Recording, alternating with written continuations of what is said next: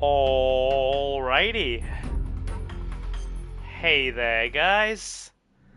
It's Silver, your host, and we are back for more Metal Gear Solid Delta Snake Eater. To those of you who are watching our little party live, welcome, welcome. To those of you who are watching the VOD, you are familiar with the setup already. Pull up a seat, get comfortable, grab a snack or drink of your choosing, and we will get right on into it. So, my awesome people, I hope all is well with everybody tonight. We're gonna hopefully get to the...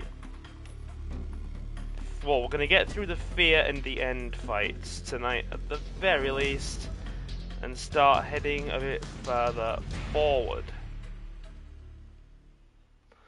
So that is our plan. Everything's ready on my end. I'm just finishing some of my setup and gonna start putting the notifications out on socials, and we should be good. Right, let's go.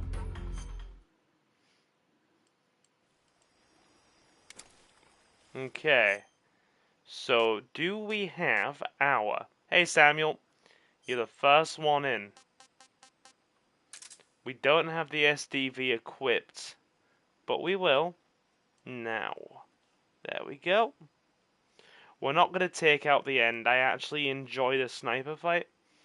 That, and I do like the Mosin Nagant sniper rifle.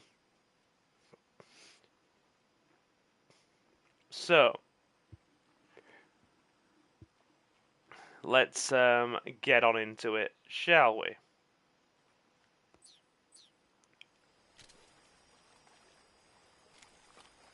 Okay.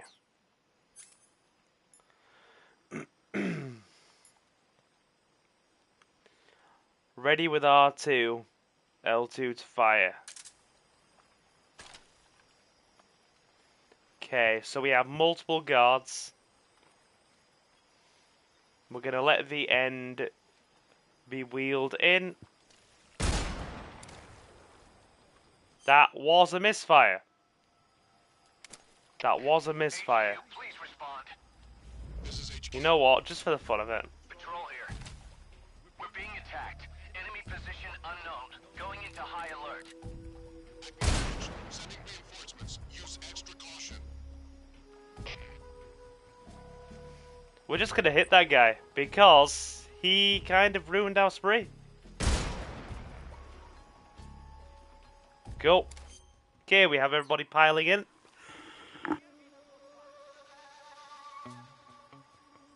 In the interest of not breaking stealth, let's head on back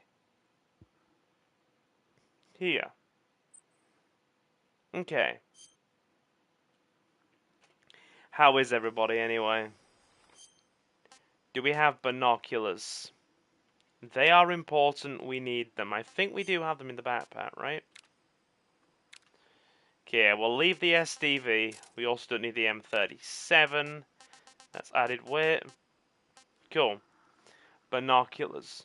Zoom in with L2, zoom out with R2. We do have them. Sorry, I missed the wind down last night. Don't you worry, Leo. It's all good. Cool.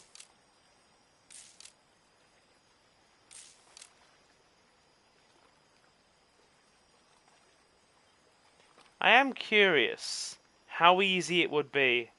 Oh, I forgot to switch ads on. Give me a sec. Need to do that too.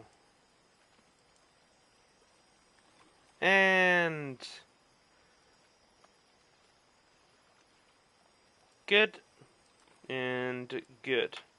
Ads are on. So you get a couple of moments. I'm not going to actually finish the end off, but I am legit curious how easily we could take him out of the running, so to speak.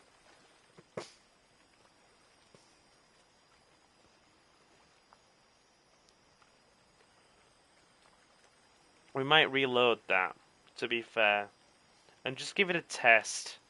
We're gonna give it a test. What did you say, Leo? Welcome everybody, anyway. Hey Silver, there's a new movie about a dog called Good Boy. The trailer looks innocent, but the poster does not. Leo Mom may give this one a miss. Is it a very badly behaved dog? And if so, what is the badly behaved dog doing?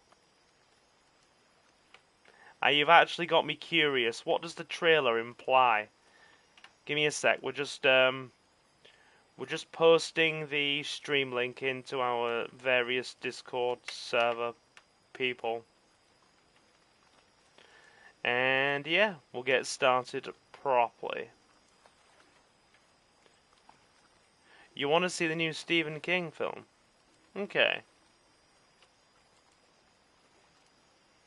Right. It's there. It's there. And it's there. Cool. Right. So we're going to run our little test now. And see how easily we can effectively take out the end. Like I said, just a test.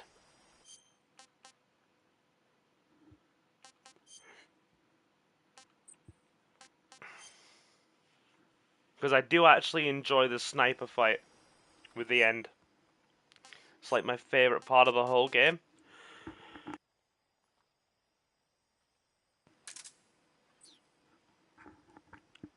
So. Okay. SDV.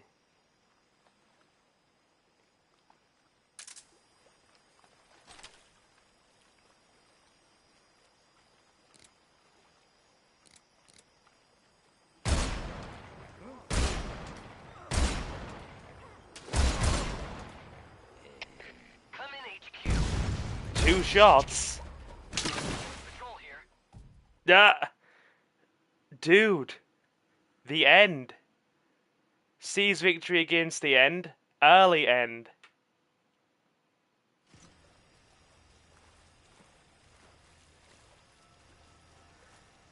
Two headshots.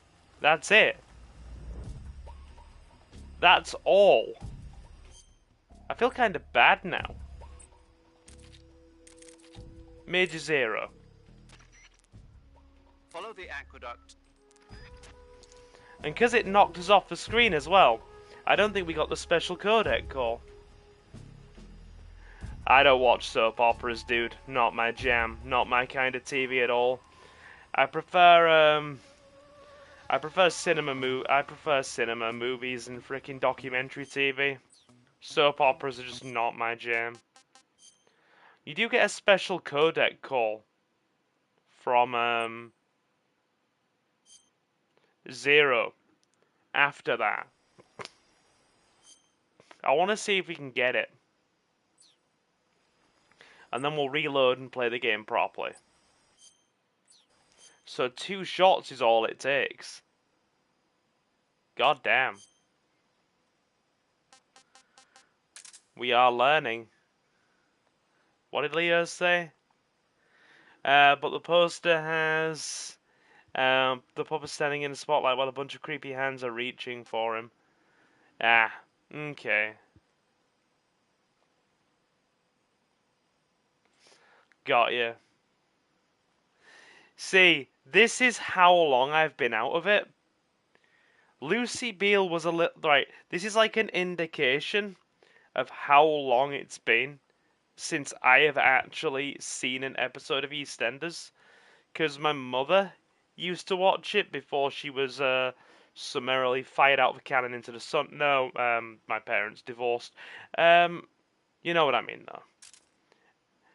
And she used to watch it, and dude, it was insufferable. I used to go into another room to eat my dinner. I can't stand soap operas. Some of them can be quite dramatic, but some of them are so shallow. And then you get things like frickin' The Only Way is Essex, Love Island, and Geordie Shore, and I'm just like, it's just slop. It's trash tier TV. I'm not a fan, personally. But yeah, the last time I saw an EastEnders episode, Lucy Beale was a child. We are on about the. Wait there. We are on about Lucy as in.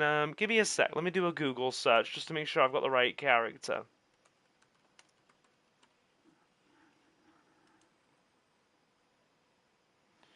Yeah, dude. Dude. Oh, no, no, no, no. No, no, I'm not thinking the same person. I'm not thinking the same person.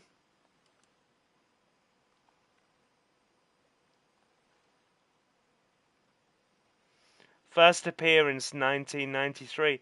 God, yeah. She's dead. She's been shot now in EastEnders.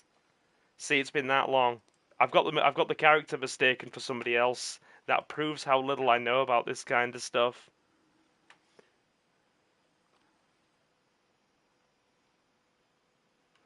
Yeah, this proves how little I know about this, and yeah, God, no, it can't be the same character because I'm thinking of somebody else.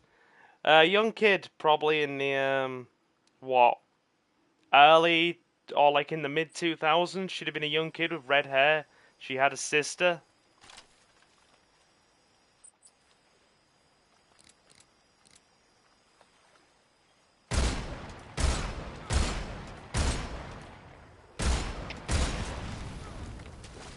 What's going on? I just want to see if I can get the codec conversation. This is HQ. You've got to time that so carefully. There's a moment before the guard starts wheeling the chair. Possibly Tiffany. No, she was the one with the red hair. Was she the one with the red hair that got hit by a car? The one that always used to be, the one that always used to go on about Rick. I don't watch it. Like I said, trash tier TV, not my thing. Anyway, I remember a couple of episodes from when I was a kid and a couple of episodes from when I was made to watch it. And I mean made to watch it because my mother would put it on during dinner and I didn't have a choice, and oh my god, there were times when I would much rather watch.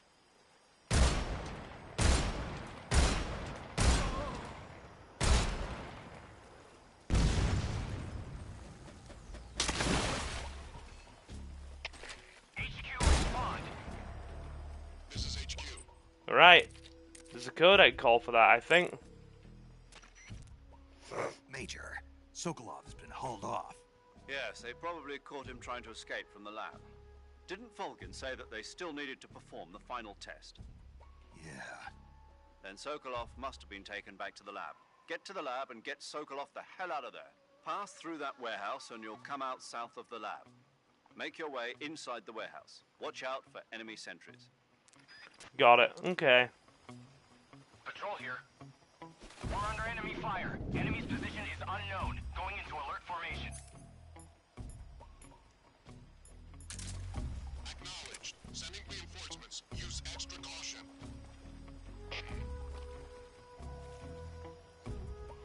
Wait, they took the codec call out for that? That's like, Snake, did you just kill one of the Cobras? Hang on, let's go again. Snake? Did you kill another one of the Cobras? Yeah. I'm pretty sure it was the end. Good work. Now you won't have to deal with him later. I guess so. What's wrong? It's nothing. Surely you're not going to tell me you wanted to test your skills against a legendary sniper that even the boss respected. Snake, this isn't a contest or sport. This is war. The only thing you should be thinking about is carrying out your mission. Yeah, I know. And that is gonna happen. Because we're gonna reload. Because I do enjoy that sniper fight. Genuinely so.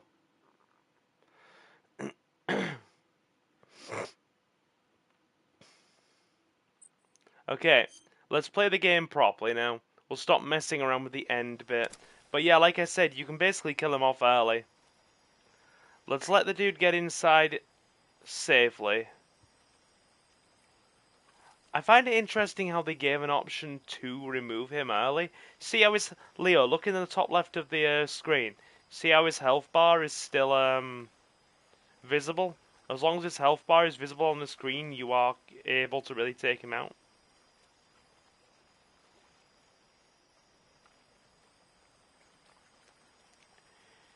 Right. And... yeah. We can't reach him now, it's fine. Gone. But yeah, to be fair, it takes far more than 2 headshots to get him on, in the actual frickin' fight, so to speak. It takes about maybe 6 or 7. Possibly more, actually.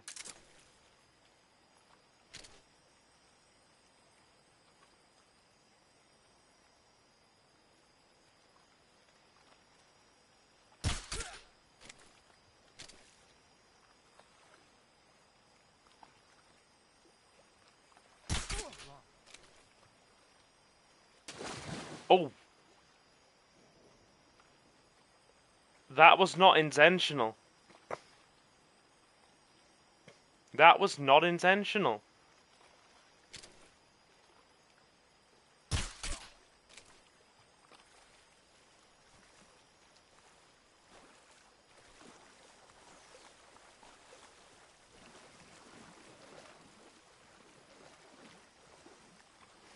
So is that going to count towards casualties? Because if that's going to count towards me actually, you know, killing an enemy and not getting a perfect finish, then I don't know what to do.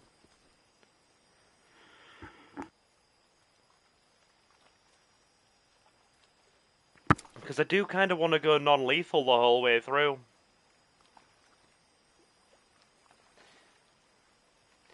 The end is one of your favourite MGS bosses, is it? Oh, but I didn't want to reload again. But if that guard falling in the water actually counts towards a death for falling in, then I don't really want to move forward because that will basically break our non-lethal streak. Do you get a different final score if you get non-lethal? No, but I certainly think you get a... I think actually going non-lethal and maintaining stealth as possible can give you a more positive rank. Let's try again.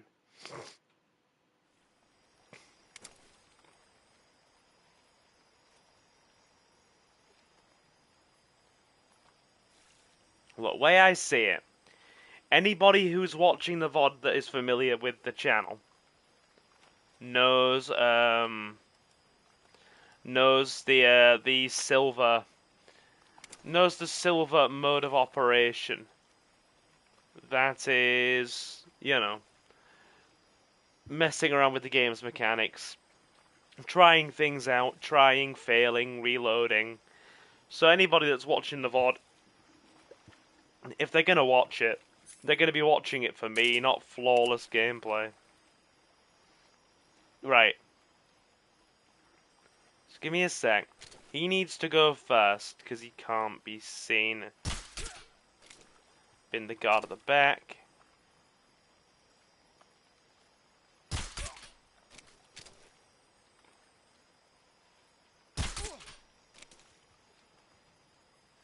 There we go. Now it's flawless. It's because he was turned the other way around. He runs the risk of falling in.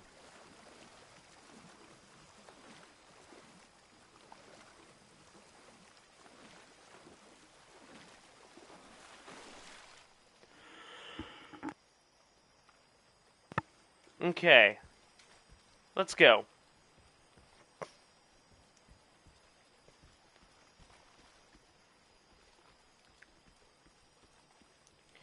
Grab the night vision goggles. Excellent. Nice.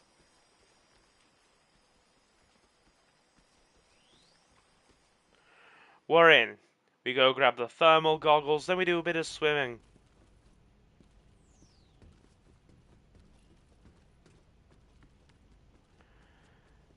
I'm gonna up the game's audio as well. It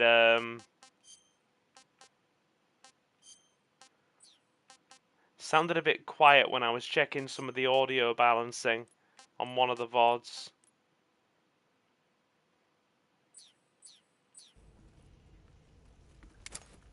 There we are.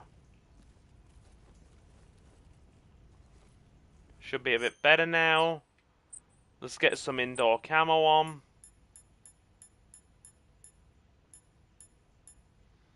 Splitter.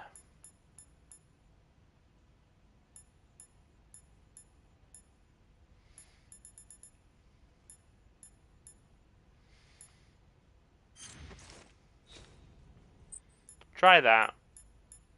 Yeah.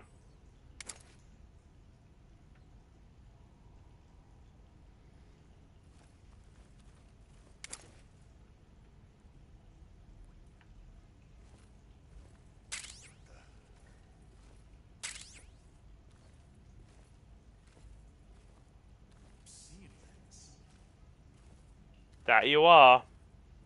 You're not seeing a snake crawl around on the floor.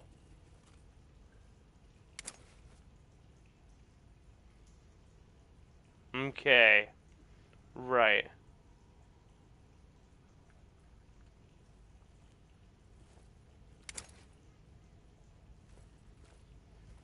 Cool. So, backpack. Let us take the heavier equipment out. And the AK, we don't need that. That just weighs us down and causes us problems. Keep the active sonar. Take the cigar off.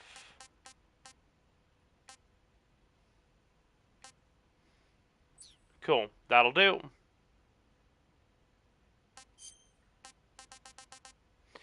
Gonna need the splitter camo.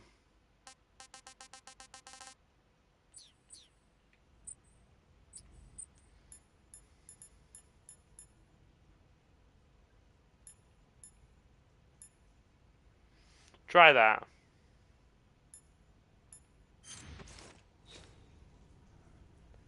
We have a sand dial now. Hello there.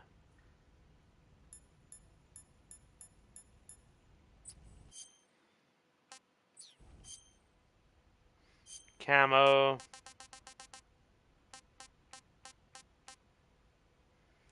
Why don't we have? The fact that we don't have splitter camo is worrying. How did we miss that? That's like very important camo. Where do we get it? Because not having that is going to cause us some big problems later on.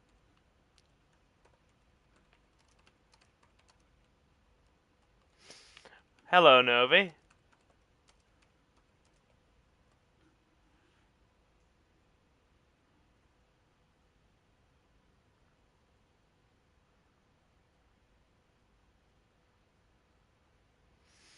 Oh my god, we left the splitter camo. We don't have it. Oh, that's not good. That's really not good at all. That's not good at all. We left it. Leo, is it true that you turned Novi into another Pokemon? We're gonna Google that. Can you go back for camo you miss?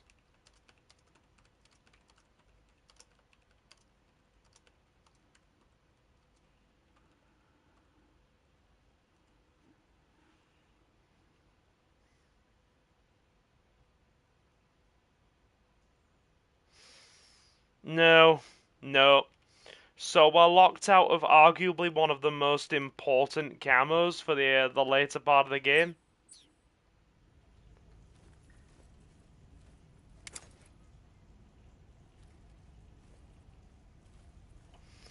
It's Novi being a Novi. Don't worry, Leo.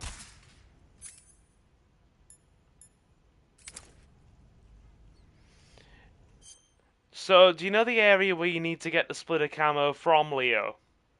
It's before the Ocelot fight. We'd be going back. Honestly, it's even before the base that you go through, where we blew, it's in the area before the base where we blew up the chopper before the Ocelot fight.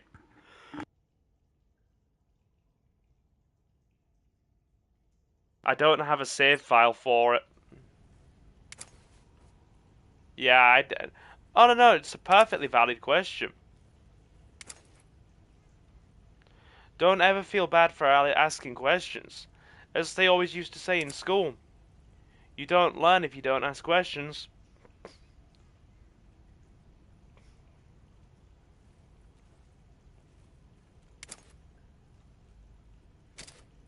What's wrong?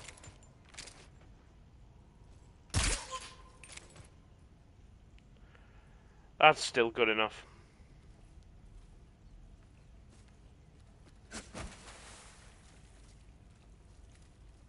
Cool. Alright.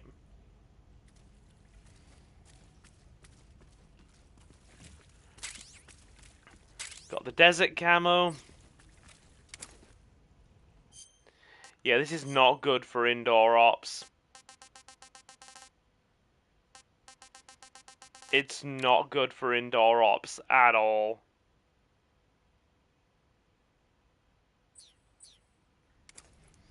Like, we are very visible in this. Even laid down flat, we are very visible from a reasonable distance.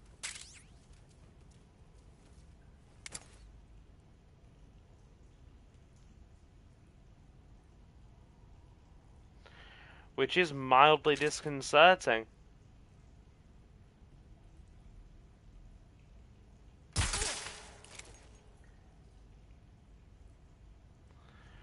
Right. I politely request a cookie for that shot.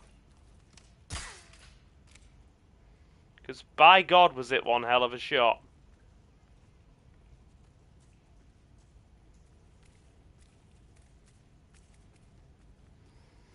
I am very satisfied with myself there. Nice.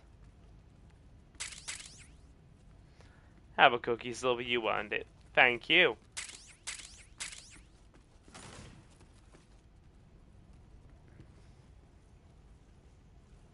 Have 3.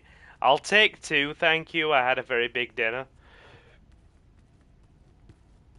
I had a cheeseburger for late lunch. I shared a Chinese banquet for dinner. And I had a fortune cookie for dessert. And the fortune cookie was very nice. It said a pleasant surprise awaits you. I'm just like, yeah. I hope that's a genuinely happy surprise. I hope it's a happy surprise. I'd like that. Okay. Let's check again.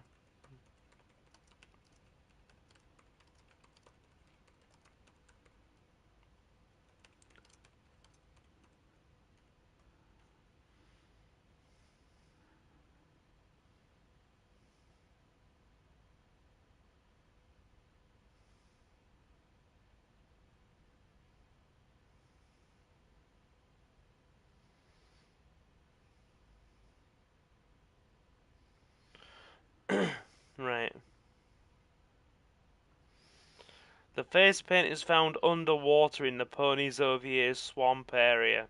You must first defeat the fear, then return to the Pony's Ovier's south area.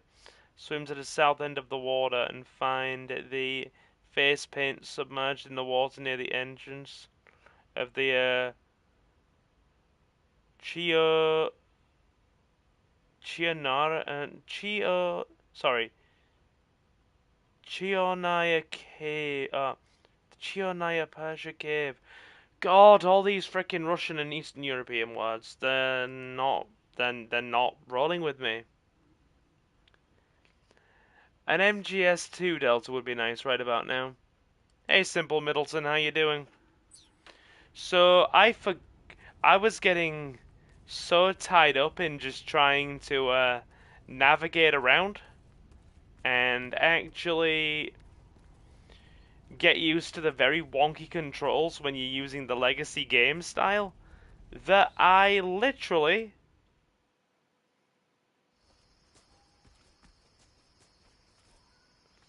forgot how to, or forgot to pick up the splitter camo.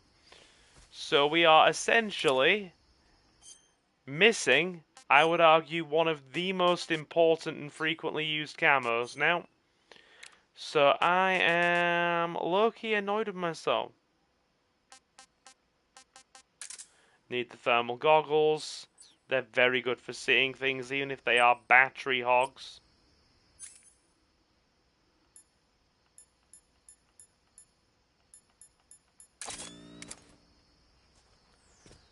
Very clear view of everything here.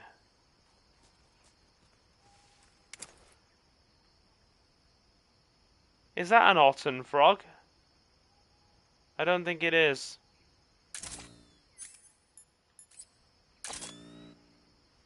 Love that button when you turn it on as well. There's rabbits around here too. Nice.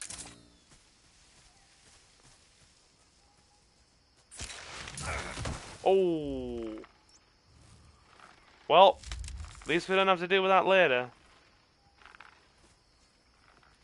I genuinely love the first MGS game.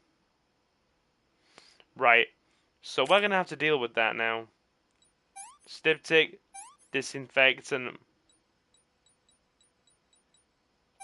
Stoocher kit, bandage.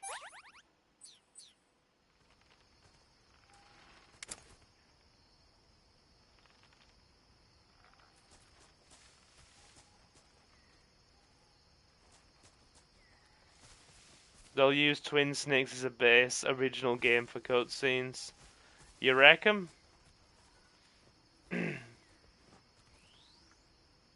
I did enjoy Phantom Pain. Didn't finish it. I got 80% of the way through. Hey, a Keraton! Let's get that Keraton, shall we? I don't usually bother with all of these.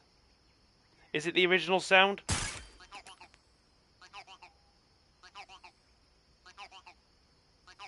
Love it. Wiggle, wiggle. Wiggle, wiggle. Love that sound. Sounds like he's saying wiggle, wiggle. Right.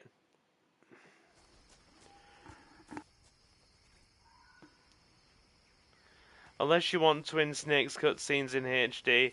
Well, considering we are just coming off the back of a Twin Snakes playthrough, I am totally down for that, Middleton.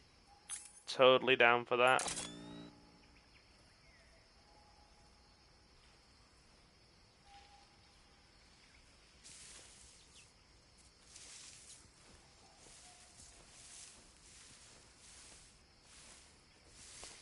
Okay, right.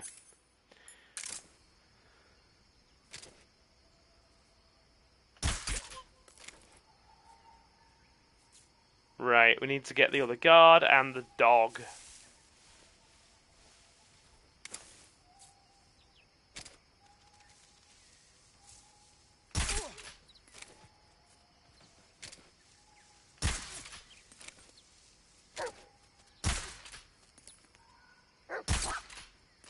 Go sleep, pup. I don't like to hurt dogs.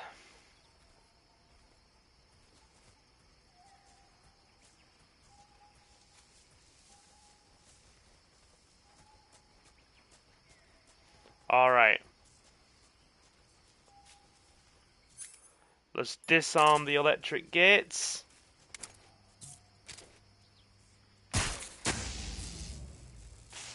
Disarmed. God, they are battery hogs.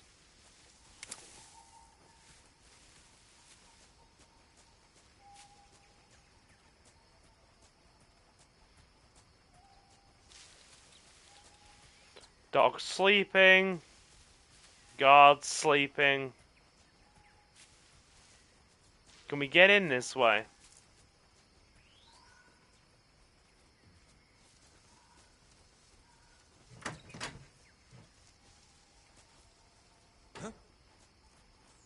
Okay, just a second.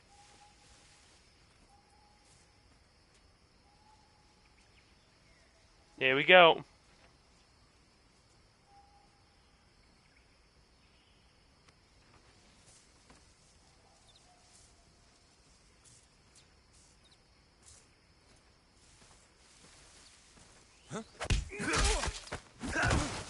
Down we go. I love it. Whack. No problemo. All good.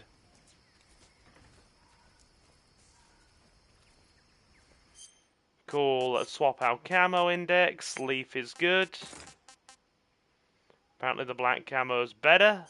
Nearly invisible with the black camo.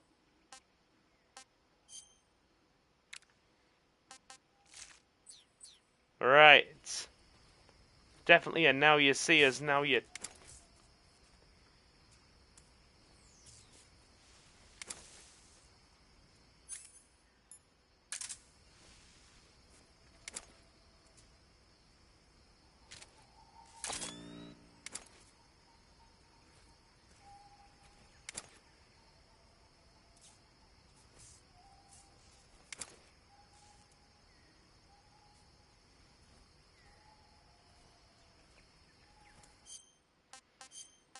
I love it. We've got to actively change the camo as we move.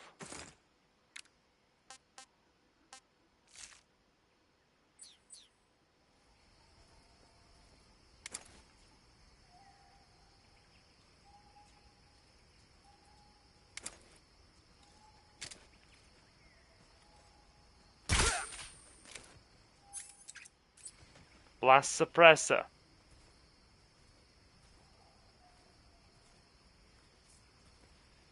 Excellent. We are doing the stealth.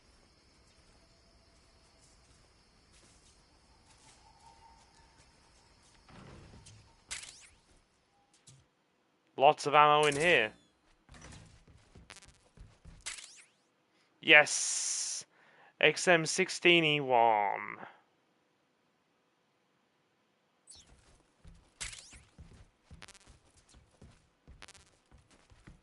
Delightful.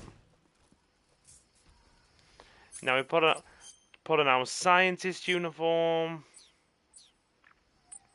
And we get our sneak on, chap. The mines. I've heard of the mines. Okay, that's naked camo. That's not going to do us any good, is it? Scientist.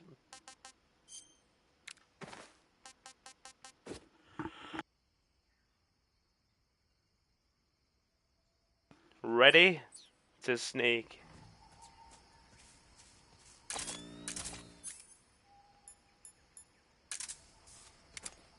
Okay, let's go. No questions asked. We're in.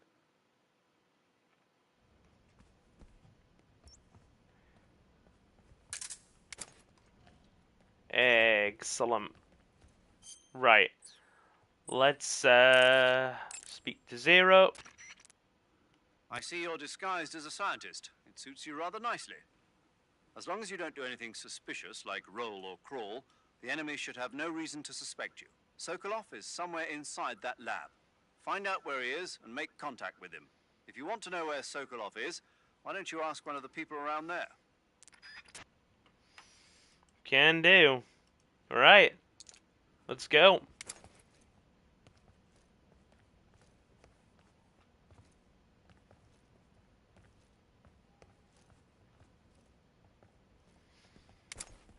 Unfortunately, your boy cannot read Russian. So I'm a bit stuck on that one.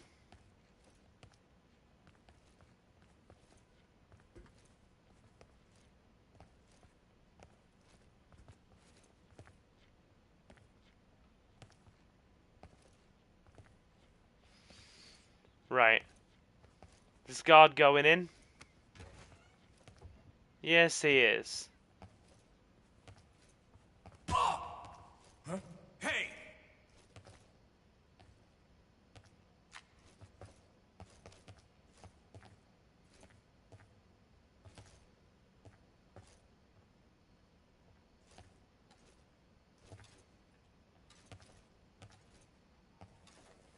Get back to work. Yes, sir. Sorry, sir. Please don't hit me, sir. The graphics are nice on this, chat. They do look very nice. I can't say they don't, because they really do.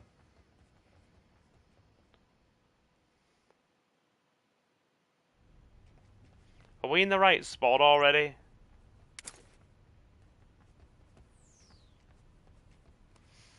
I think we are. Let's see what Sigint has to say. So you're wearing the scientist uniform. Wearing that scientist outfit lets you pose as a scientist. But be forewarned, you can't equip most of your weapons while you're disguised as a scientist. Even when you're disguised, your cover will be blown if you get blood on your clothes or something. If you do get blood on your clothes, take them off and switch to another outfit. The bloodstain should come out after a little while. Okay. I'm doing AVP on Steam Deck. Nice. Nice. Okay, we are going the right way. But we're kind of going too quickly. There are a few other bits and pieces I want to grab before we go speak to Granin. So let's go. Let's go and head back.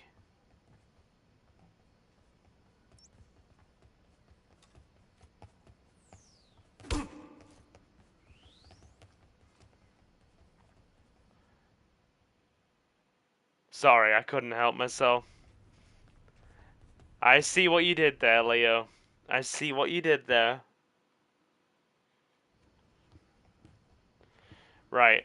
So our stamina is... Better eat that Kenyan mangrove crab. No, the arowana better go first, actually.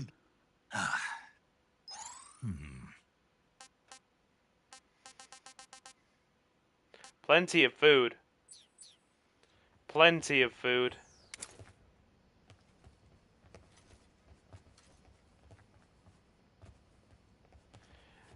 Big boss all the way. 47's just a hit, man. Big boss literally sought to create a military nation.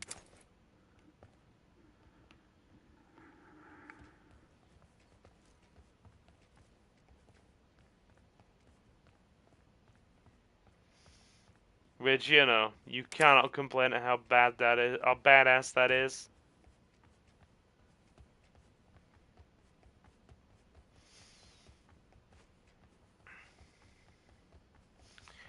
A whole military nation is a whole nother freaking kettle of fish.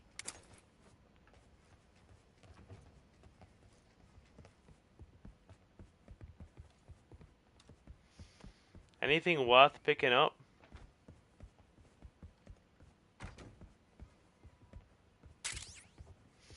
Good, MK22 suppressors. I didn't know that you could choose to not fire a single shot and nothing changes.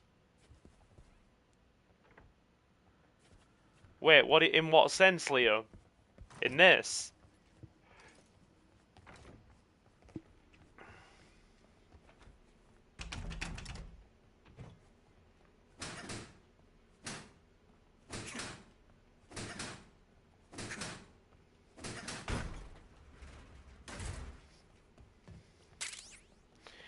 I mean, oh, in that Call of Duty mission, yeah, because all of your allies are going to whatever. So nothing will change in regards to that Call of Duty mission.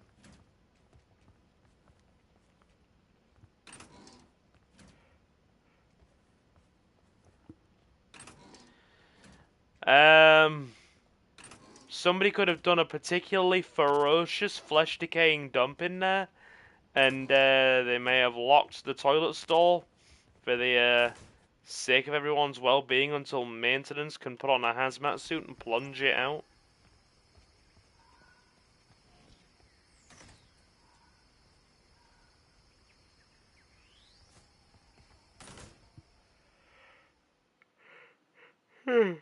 Just a thought.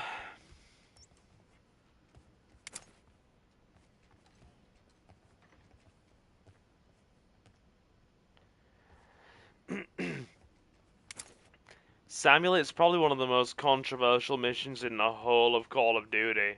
Let's face it. That ignited fuel.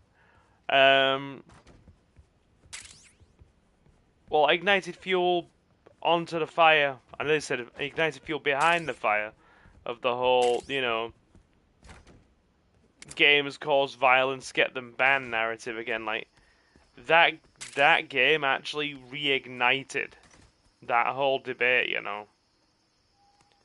It actually, for a brief moment, brought the whole argument back, especially after all the grief, loss, and paranoia concerning real-life events in that regard. I've never seen Modern Warfare 3, so I didn't know that, to be fair. I honestly didn't know.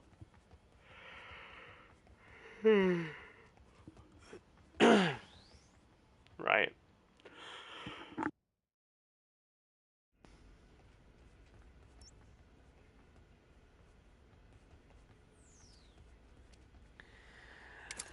Respectfully, Leo, it's not that bad. It isn't anywhere near as bad as the media portrays it to be. It's completely overblown. I have an uncle that lives on the outskirts. I used to go there and visit him quite regularly. Probably a few times a year during the 2010s before the pandemic rolled around. And don't get me wrong, is it busy and stressful? Yeah. But is it anywhere near as bad as people make it out to be? No, it's vibrant. It's fun. It's got some of the best nightlife I ever damn seen ever. Leo, that's the media blowing it out of proportion again. There are no such things. There are no such things.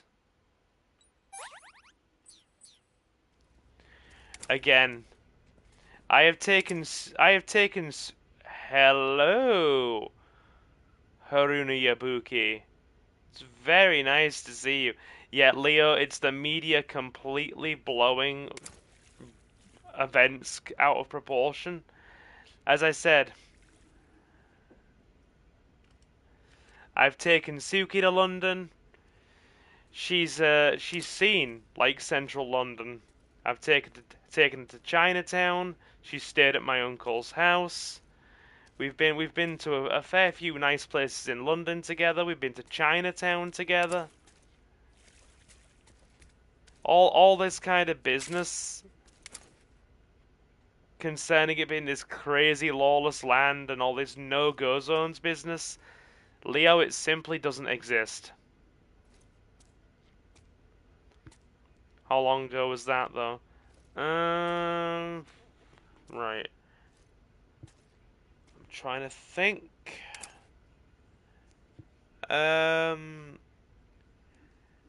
I believe... Well, Samuel said I live near London, it's okay. In fact, it was either 2016 or 2018. I'm just gonna quickly call her. Give me a sec. I'm just gonna call the good lady and actually ask. Give me a moment. Hang on, don't go anywhere.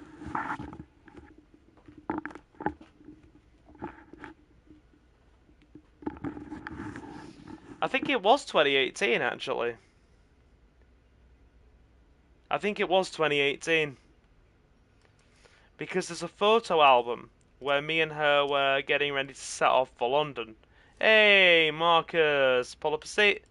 Pull up a seat and slam the like button. There's a picture where me and her are getting ready to go to London. And she's wearing these fun big old sunglasses. She look really cute in that picture as well. How we doing, dude? Give me a sec. Ah, Wickford. My uncle doesn't live far from Bromley. 1 minute, dude. 1 minute.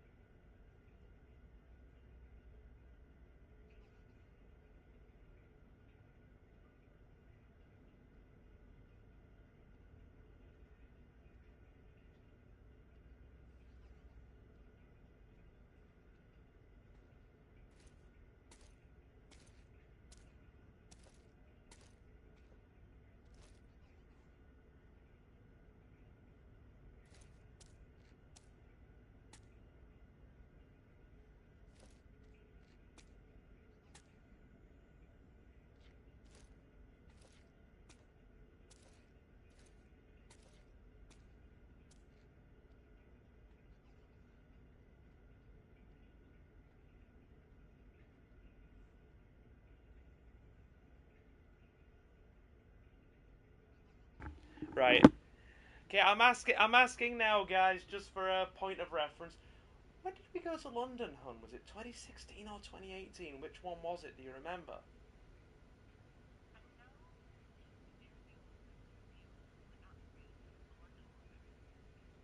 You mean the that?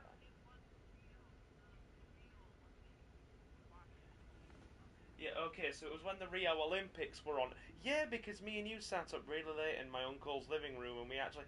Yeah, guys, I'm on the phone with Suki now. Yes. Um. Yeah. I haven't put.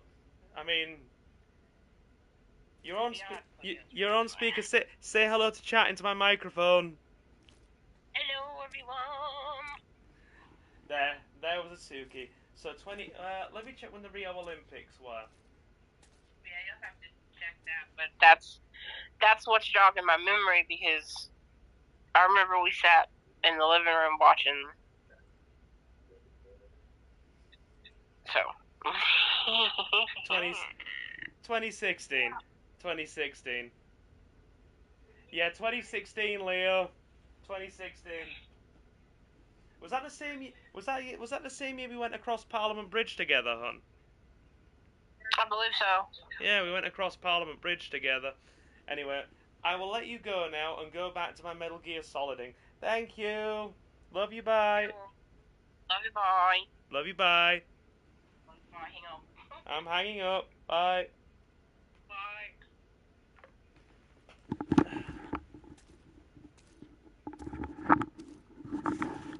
2016.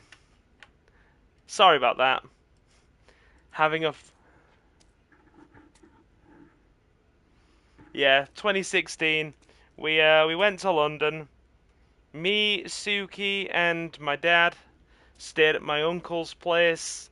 We watched TV. We've hung up now. I was just calling her. She's at her sister's. Yeah, we stayed at my uncle's. We we stayed up late and watched the Rio Olympics on TV together. And fell asleep. We were basically staying in my uncle's living room.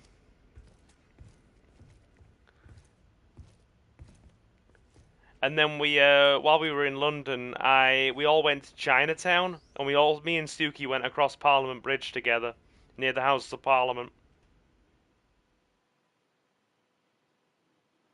Yeah, 2016.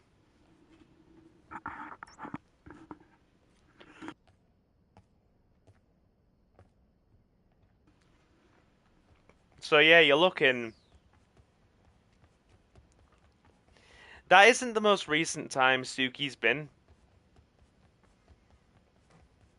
It was 2018, and she went home in 2019.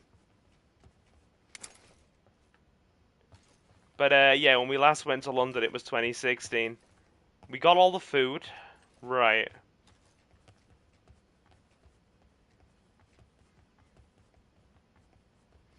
How are you anyway today, Marcus? You okay? How is everything, my guy? I hope you are well. I hope life is being kind to you.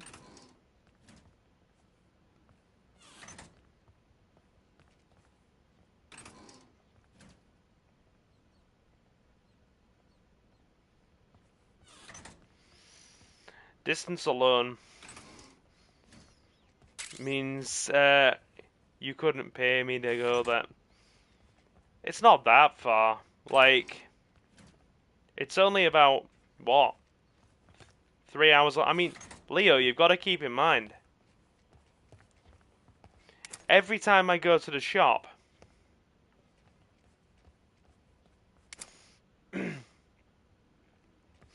no, the concert was that was Manchester, Leo.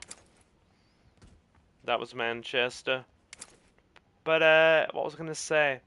I'm doing okay. Nothing crazy's happened. I don't typically stream on a Sunday, guys. Sunday streams are usually really quiet. We don't get many in. But you got to keep in mind, Leo. I commute nearly 30 minutes on the train there and back every time I go to play cards. It's a 30-minute train commute. Usually it's an upload on Sundays, isn't it? Yeah, normally. That's right. Oh, wrong way. I know which way we have to go now. I've remembered.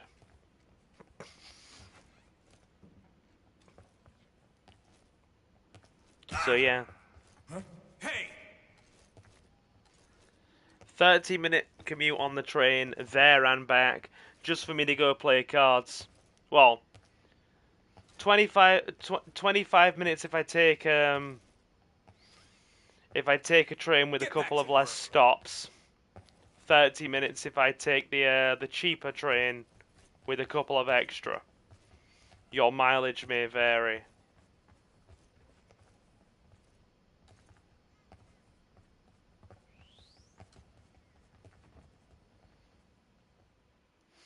Manchester's alright.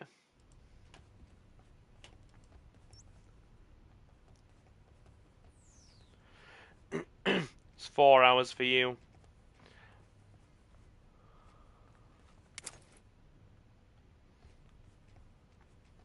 But yeah, I live between Hull and Leeds. So yeah.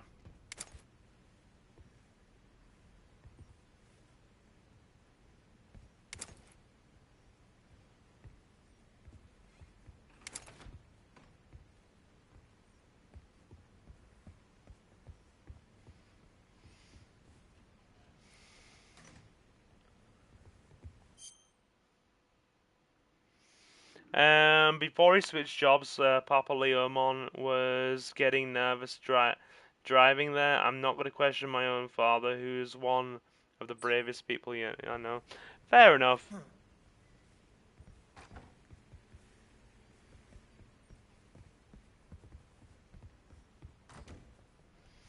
Yeah, fair. I get you. But honestly, I've never had any issues at all, really. In any of the places I've gone. Well, no. Had an issue in the Philippines. I was mugged in the Philippines. But, apart from that, nothing else has ever really happened. Belfast is indeed Ireland, yes. That's right.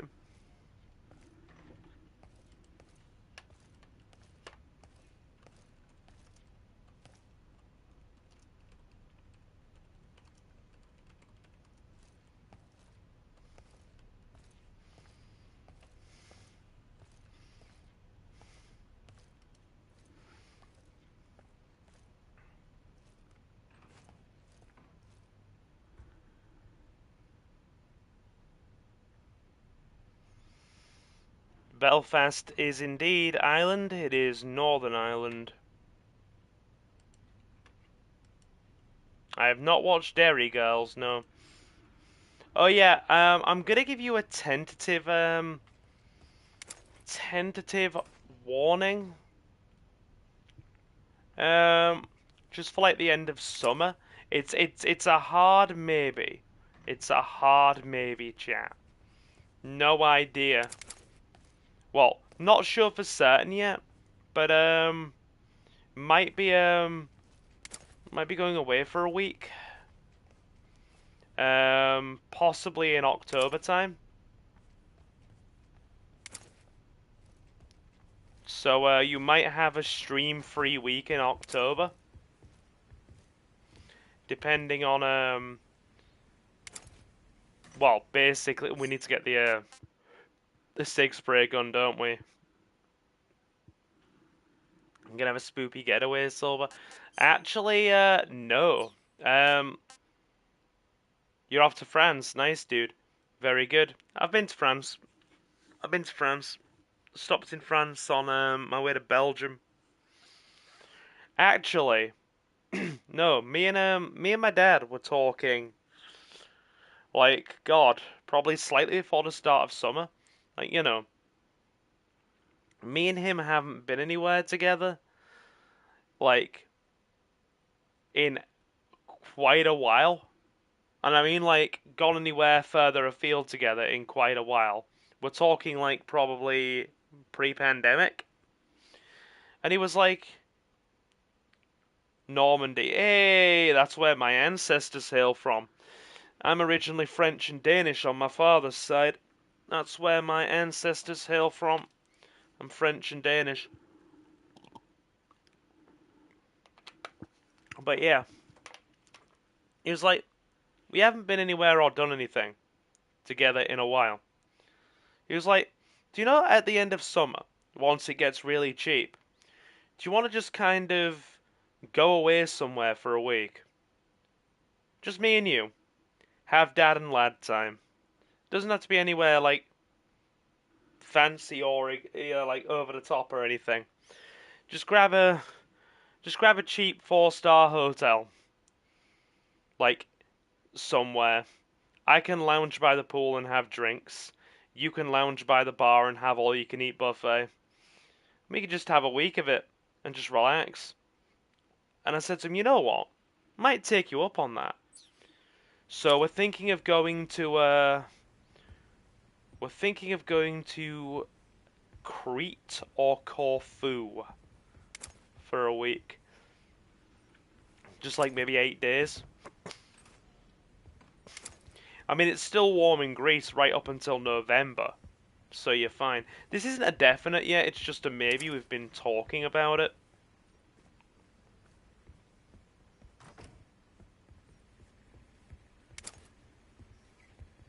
So yeah. It's obviously if it ends up coming to pass, I'll give you a bit of warning. You'll have a stream-free week. You won't have a content-free week though.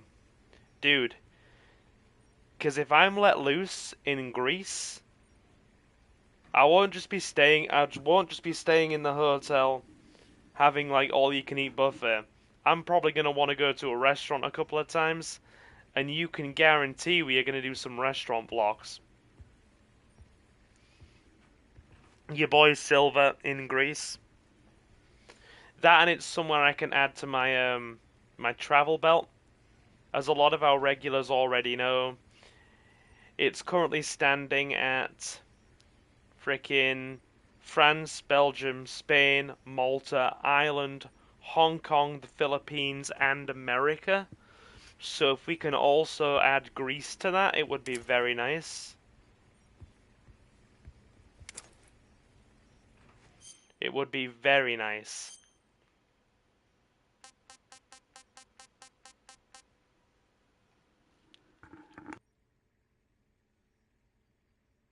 Right. Dun, dun, dun. Where is the SIG spray?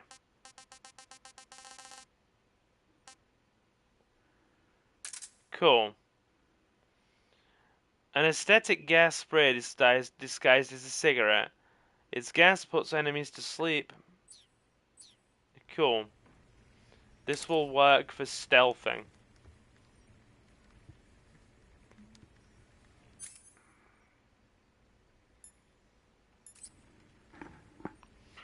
So yeah, I'll let you guys know sooner what the deal is there. Because, I mean, dude, it's only potentially like maybe 6 weeks away. So I'll let you know. If we are going to book something, it's going to have to be in the next couple of weeks. And dude, the flights are like piss short as well, so I mean, going to my uncle's in the Philippines was 15 hours with a stop in Hong Kong. And going to America on average to Tennessee was about 9 hours.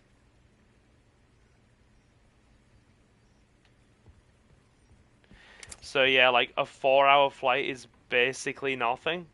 It's like peanuts.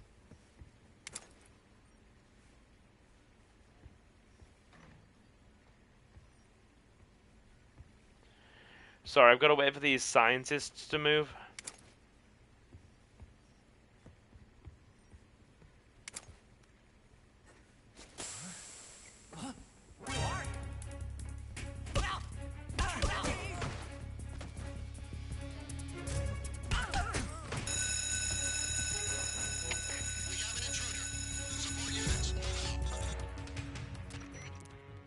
Contact That Sokolov didn't work. later after you've disengaged the enemy.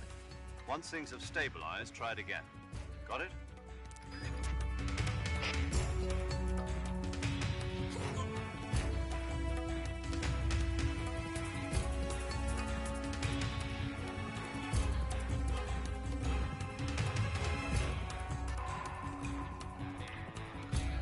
Hoping they don't come here.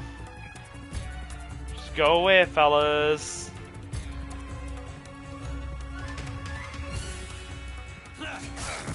Ow.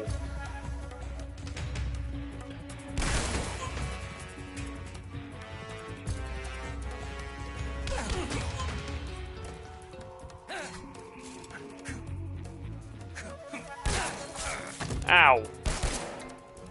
We're gonna die. It's not working.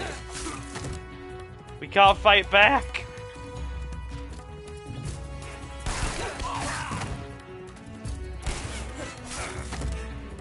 Wow, they're much more aggressive in this.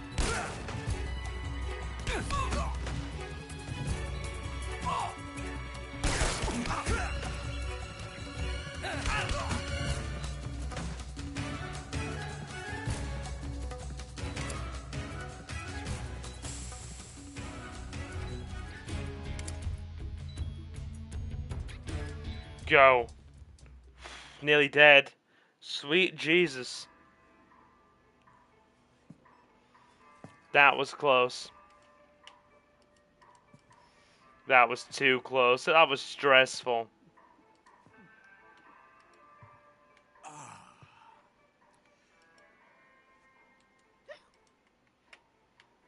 If you're looking for Sokolov, he's not here anymore. Put that thing away. You'll spoil my drink. Hello, Grannon.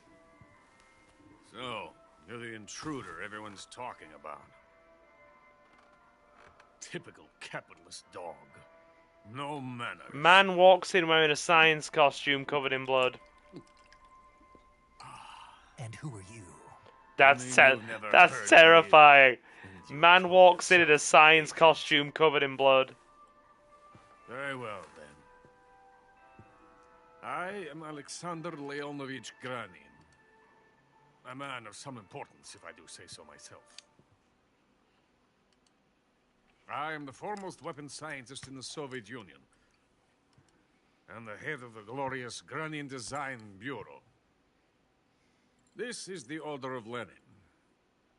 It is an honor of the greatest magnitude, given along with the title of Hero of Socialism to only the finest workers.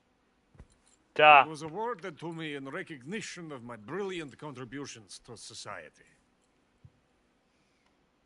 Since the Great Patriotic War, I have created countless weapons in the service of our great communist society.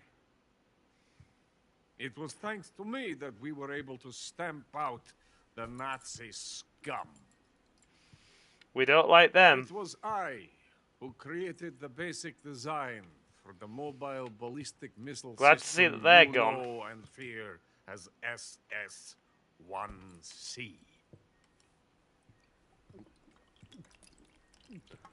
Dude's wasted. You're crocked, aren't you? I'm merely drowning my sorrow. Because of him, I've got nothing to do but sit here and drink this crap. Huey Emmerich's in the background. Sokolov. It's him you're looking for, isn't it? He's definitely having a lot to drink, put it that way. Because of him, I have been stripped of my authority. My research has come to nothing. Look. It is a revolutionary mobile nuclear missile system. A bipedal tank.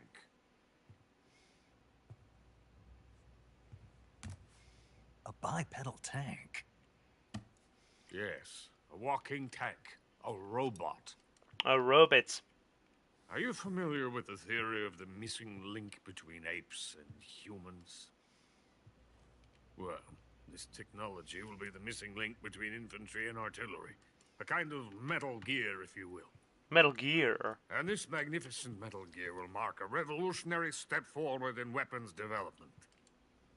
Metal Gear? Yeah, he said it. But I won't be used so easily. No crying myself to sleep. For you see, I'm going to send these documents to my friend in the United States. What? These bastards will live to regret this.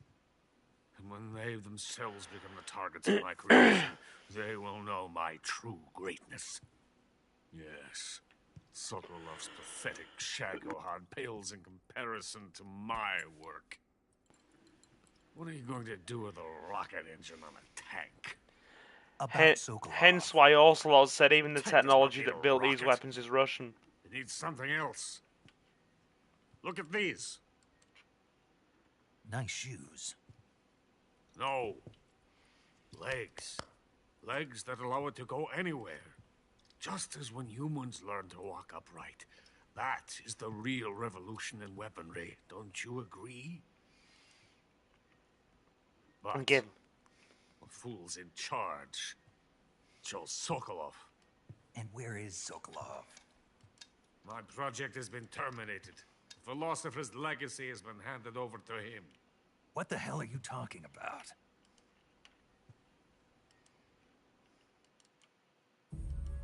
The philosopher's legacy. Haven't you heard of the philosophers? The Colonel has inherited their immense legacy. Volgin's father was in charge of the philosophers' money laundering activities.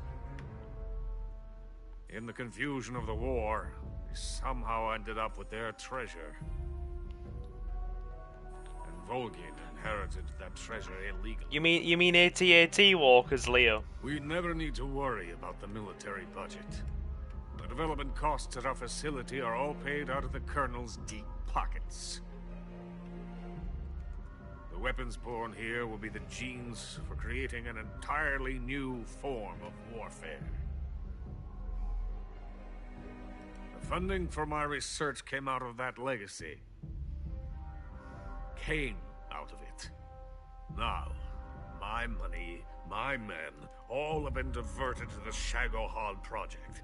Tomorrow, they will be conducting the final test, while Sokolov is making the final preparations in the weapons factory at Volgin's main base, the great fortress of Grozny Grad.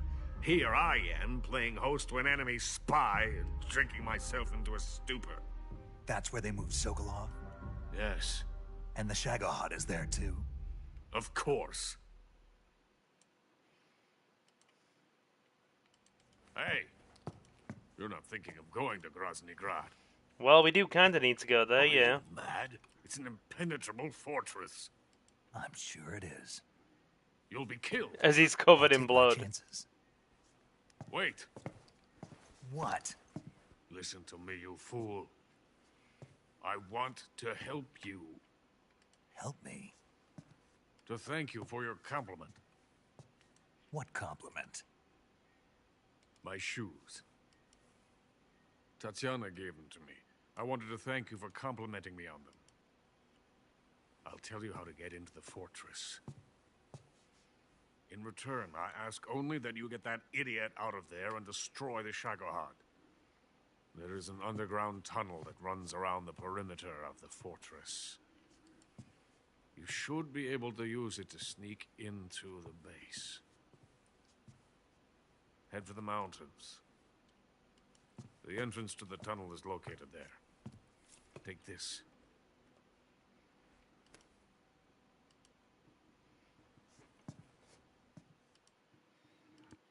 You passed through a warehouse on your way here, didn't you? Yeah. There should have been a locked door inside of it. Do you remember it? This key will open that door. Beyond that door lies a vast jungle. You can climb up into the mountains from the far end of the jungle. Go back to the warehouse. Use the key to open the locked door and head for the mountains. Got it?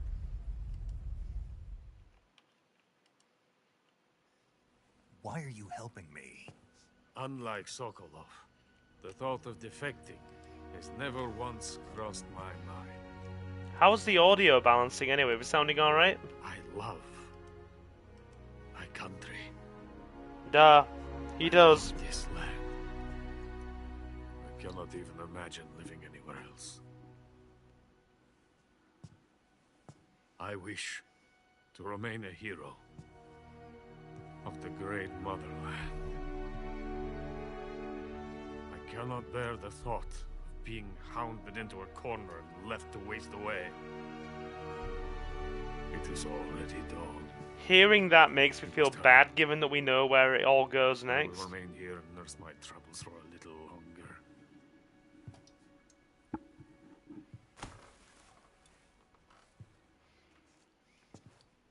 To capitalism!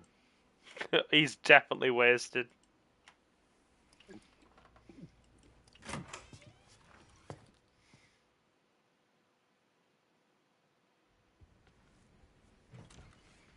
Okay, we need to heal. By God, do we need to heal? We are dying. I mean, yeah, this is set during the Cold War. 3 cuts.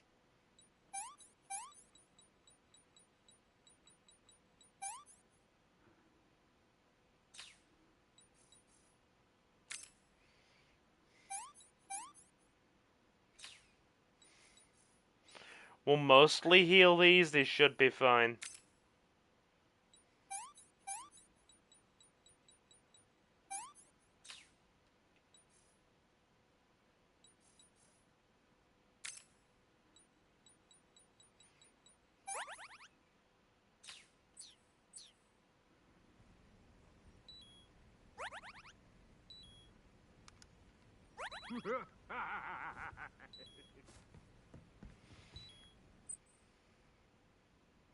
He looks like an NPC from Resident Evil. Yeah, we can fix that. Hang on.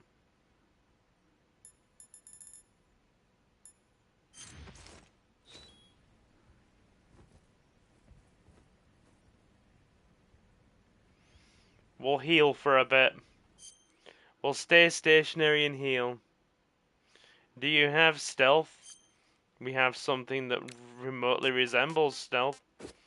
Good thing is, like Sigint said earlier, change out of the uniform to stop the bleeding and you'll be fine. We're gonna lay down flat and heal.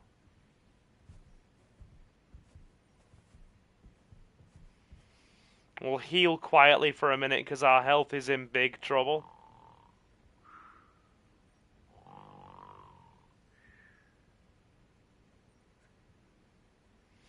Right, we better save while we're at it too. We haven't saved since we started. You got some instant noodles, huh? How we doing, Ismat? Instant noodles. Uh-huh. It was invented in Japan just recently. Add some hot water and it's ready to eat. It's cheap and can be stored for a long time. And besides, it's delicious. It's like a miracle food. Wow. Speaking of which, Yeah, are you going to eat that? I was planning on it, yeah. Oh, all right. Is there some reason I shouldn't? Okay. No, that's not what I meant. What did you mean? Okay. I was just going to say that if you weren't going to eat it, you should bring it back to me. I've always wanted to try some. Whatever. Cool. Snake just wants to eat his noodles. Right. So, she said instant noodles were invented in Japan just recently. I think Snake Eater is set in 64.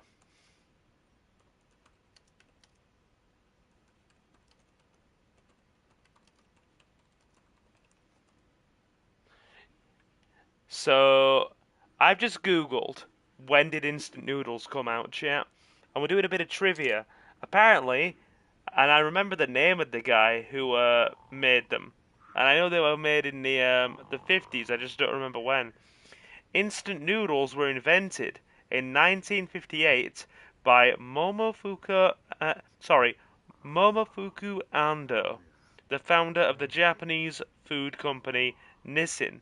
He developed the first instant ramen, called chicken ramen, by creating a method of flash frying pre-cooked noodles to dry them, which gave them a longer shelf life and allowed them to be prepared simply adding boiling water.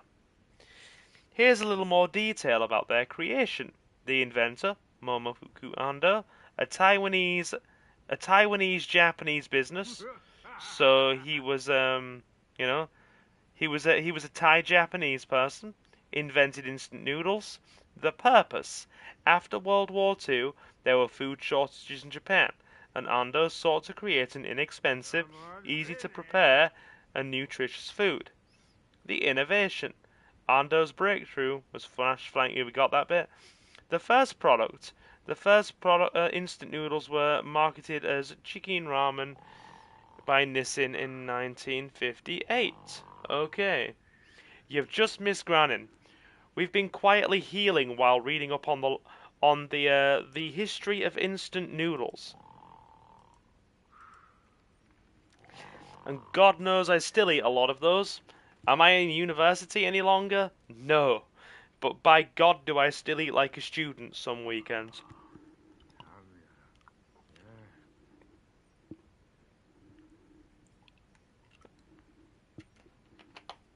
Yeah.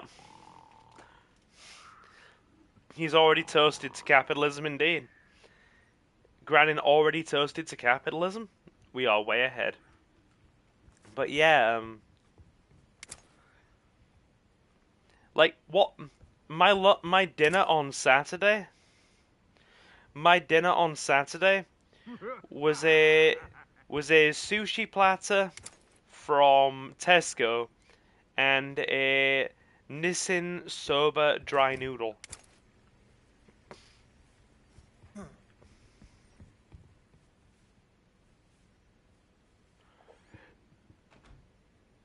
So I had a Nissin yakisoba and a fish sushi roll platter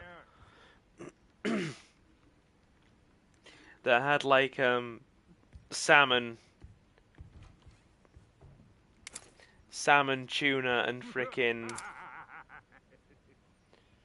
I think it was salmon, tuna, and prawn sushi.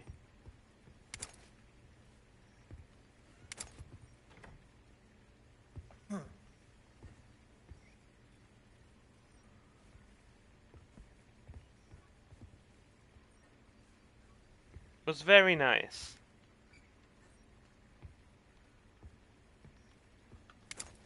I've never heard of that game before. You're not supposed to be Then I guess we're running. We have an intruder. Support units, move out. Okay. Excellent.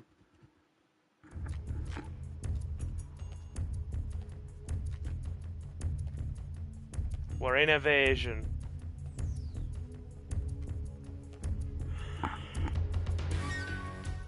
How are we, Mango, anyway? Hope all is well. How inconsistent.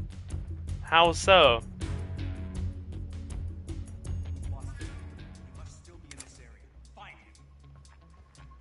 Define inconsistent.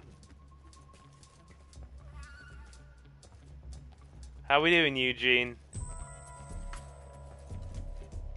The animation quality. I haven't really noticed, to be fair.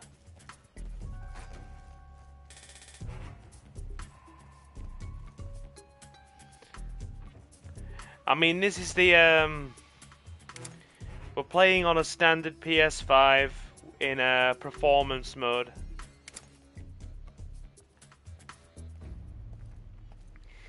You see, I haven't looked deeply enough to really consider a lot of this. I'm just enjoying it for its nice new coat of paint. If I'm being completely honest with you.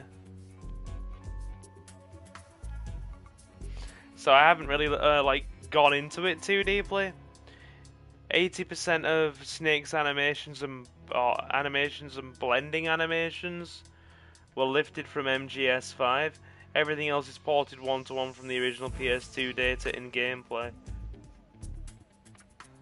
I mean, it's still been marketed as a remake.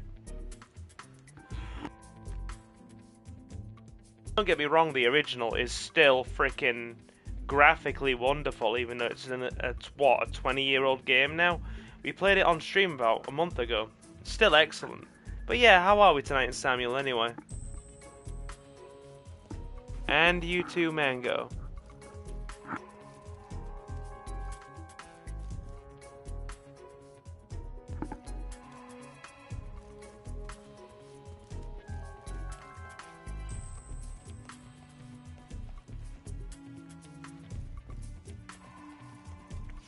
The line between remaster and remake is becoming blurred as the days roll forward.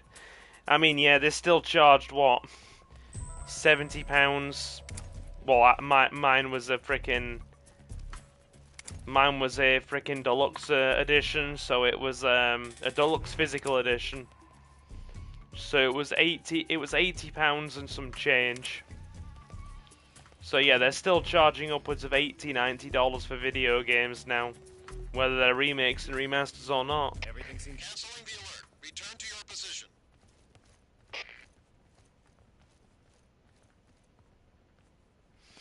Yeah, as I said, mileage may vary.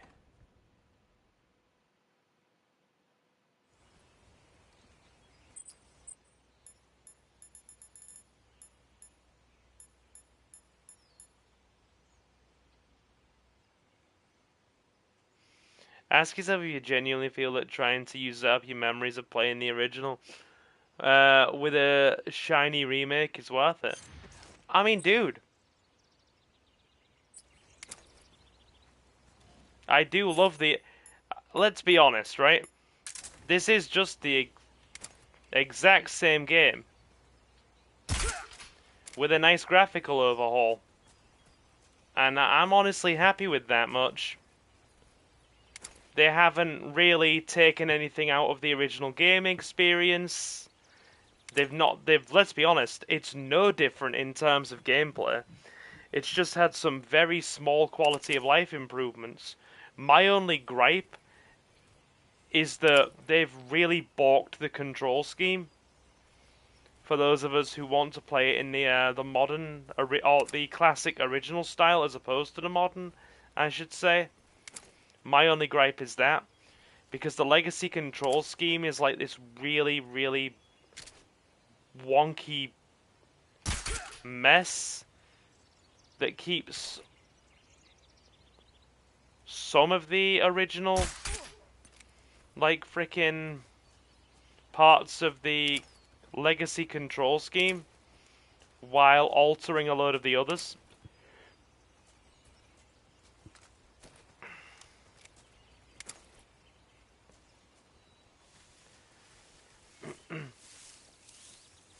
I mean, I bought Dark Forces Remastered.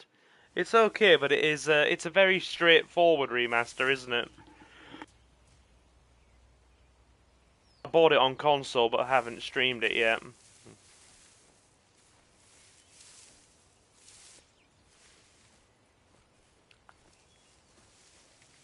Like, if there's something they need to change for me, it is definitely the control scheme.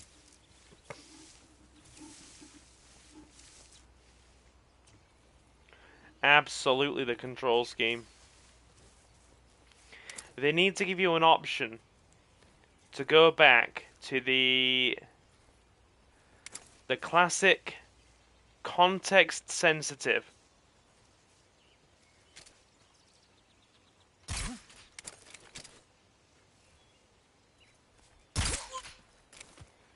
control scheme of the first game, because they've got every action mapped to a different button on this in a way that's like this weird hybrid mishmash of legacy and original controls, and it just, like I said, I had to change buttons around on my controller configuration to make this work, because spoiler, it was not working initially. We spent the first half an hour complaining, in all honesty, about the control scheme. And by God, Leo, we complained, didn't we?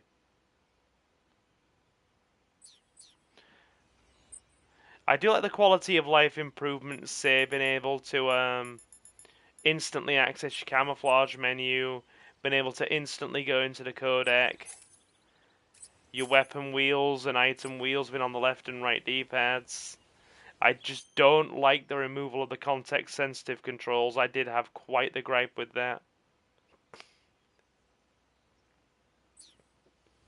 Anyway, right. Codec.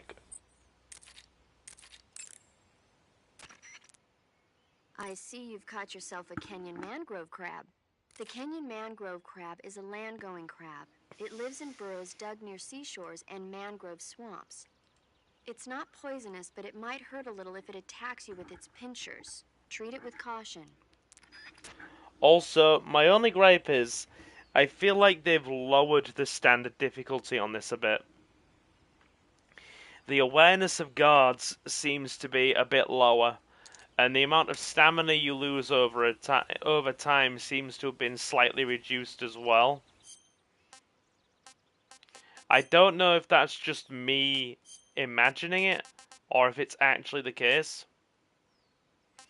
Let's see what paramedic says about the false mango. And then we'll go fight the fear. I see you caught an otten frog. The otten frog is a large, corpulent species of frog.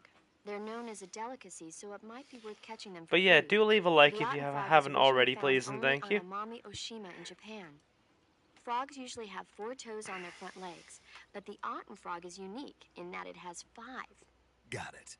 By the way, you said they were known as a delicacy, right? Right. So that means they must taste pretty good, huh? Yes. I guess so. I hear that in Japan, otten frog sashimi and sukiyaki are popular dishes. Really? Yeah. Japan, huh? That place is starting to sound better and better. I've never eaten frog. My dad's eaten frog when he's worked in France. And he did say it tastes like chicken. Right. Let's see what she says about the false mango. I see you found some Russian glow caps. Oh, we're going for the glow Russian caps. glow cap is a kind of luminescent fungus, a mushroom that glows in the dark. We'll just eat the false mango. It's bioluminescent, just like a firefly. It uses the so-called luciferase reaction. To put it simply, luciferin reacts with luciferase in the presence of magnesium 2+ ions, breaking it down into oxyluciferin and carbon dioxide. The carbonyl groups in the oxylocyanide are initially in an electrical excited state. When they return to I'm their base electrically state, they give excited off right light. now. Did you get all that? Not really. Oh, By the way, does that mushroom recharge your batteries when you eat it? huh? I mean, it seems like if you ate a glowing mushroom, it might recharge your batteries or something. Okay. Snake, your batteries are organic batteries. Destroy They produce electricity by utilizing destroy all the potential difference humans. between Was just cells. said in chat.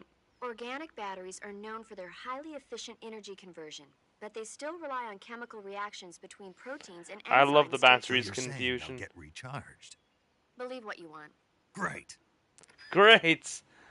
I'm gonna recharge one later just so we can have the codec conversation. It's funny. It's genuinely funny. I do appreciate it. Believe what you want. Great! Go on, Snake. And let's try for the false mango. I see you found a Russian There we false go. mango. The Russian false mango is a mango-like fruit found only in Selino-Yarsk. The egg-shaped fruit is sweet and tangy with a pleasing aroma, just like a mango. Also, the seeds can be used to make a medicine that aids in digestion. It might come in handy if you ever have an upset stomach. Sounds good. Shall we eat one? And see how nice they are? I think that is a gosh darn fine plan.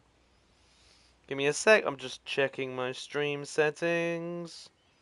Cool. Let's keep on. Right. False mango.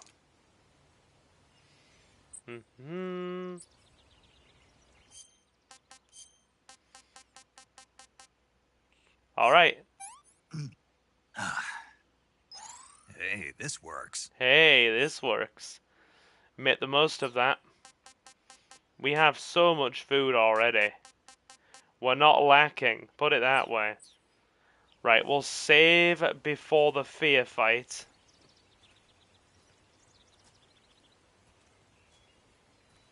And also, we're gonna non-lethal this for the spider camo. It's probably gonna be a bit of a nightmare, but we'll try. The wonky control scheme on the legacy mode makes this a bit harder. But hey.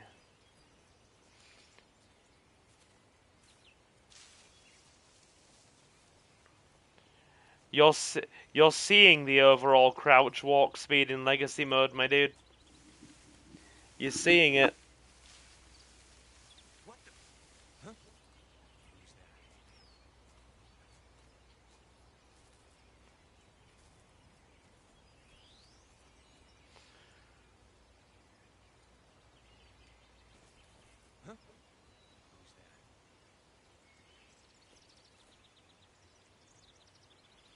Snake is pretty quick in Delta. Right. We'll save here. In fact, you know what? Really? He saw me from that distance. It's fine. It's fine. Time for the fear.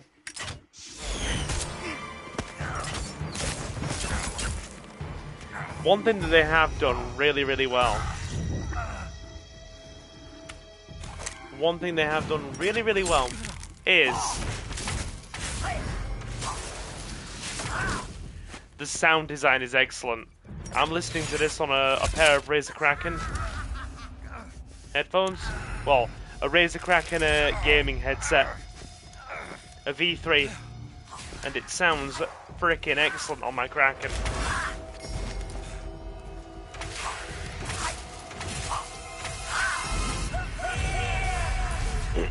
Here he is.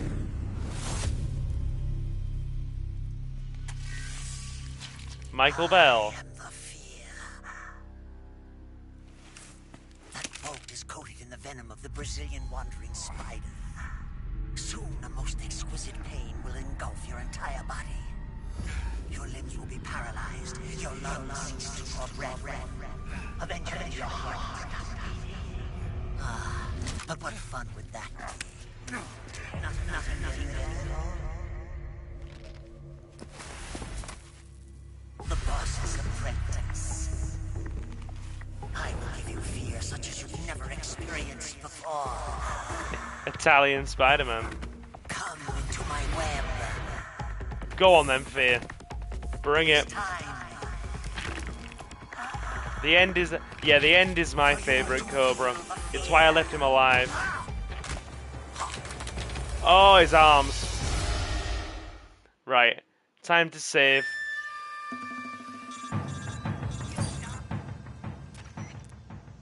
You've been shot with a poison bolt. The poison is spreading throughout your body. Your life is going to keep decreasing unless you do something about it. Hurry and neutralize the poison. Go into the survival viewer and use Cure to give yourself a serum injection. Can The do. serum will neutralize the poison, but don't forget to treat the bolt wound itself as well. To treat a bolt wound, you'll need your knife, a styptic, and a disinfectant. Use your knife to dig out the bolt, and then apply styptic and disinfectant to the wound. Follow those steps and the wound should heal right up. Now start the treatment. Hurry! You got it. Okay. Now then. We get that bolt out.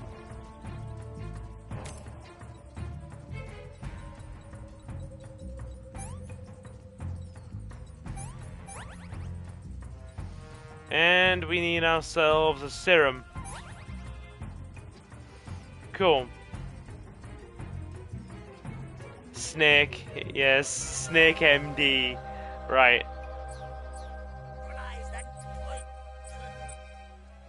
Here we go. Drop save. Let's see if Sigan has anything to say on this. I haven't spoken to Sigan in a bit. Snake, the Fear is supposed to be wearing some kind of stealth camo. I don't know how it works exactly, but it seems to refract the light around it somehow to hide the person who's wearing it. This is the best camouflage I've ever seen.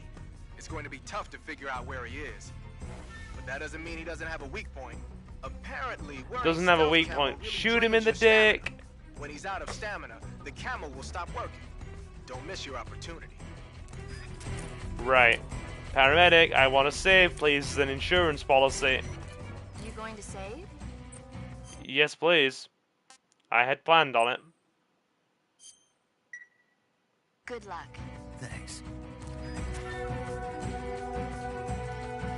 Parasite retcon. What do you mean parasite retcon? What am I missing?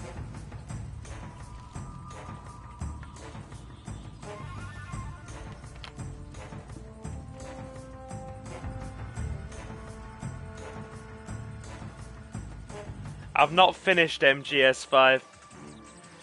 I got to the point shortly after you, Yeah, dude, I got to the point where, you basically get the first round of infection in your base, and you have to figure out which people are infected. And then, I got that far, and basically stopped. It was about maybe 60-70% of the way through the game. After the bit in Africa, probably not too long after you beat Hot Coldman.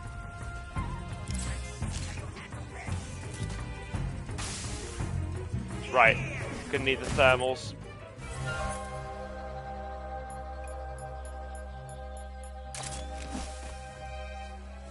Right, he's behind us.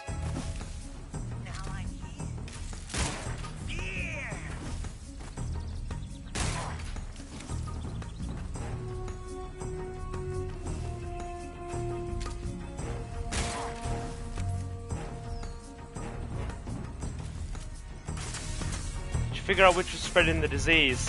I don't believe I did. That's as far as I got.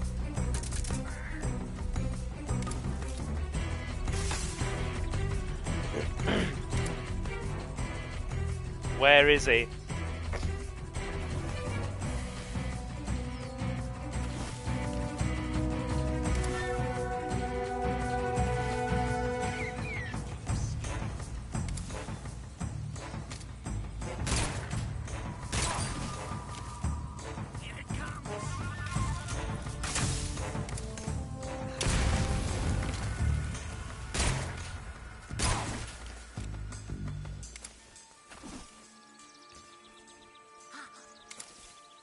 Right, we're gonna trick him. We're gonna trick him, hang on.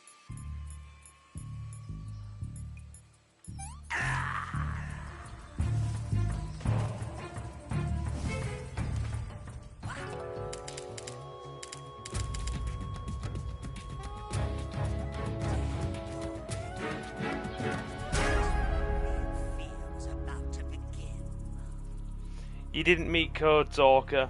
No, I don't know who that is. Good. Alright.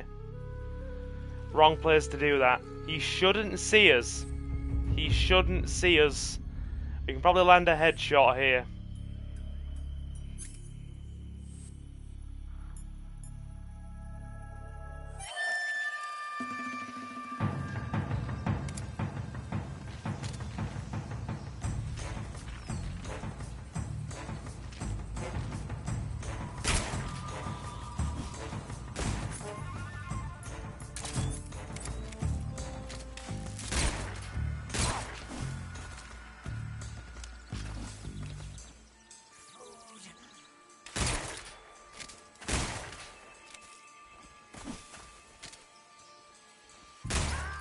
And that's all she wrote. Easy. I thought it was going to be a really hard boss fight. That was easier than when we played the original. The fear! I see it! The fear! I did not fear anything that time. That was very easy.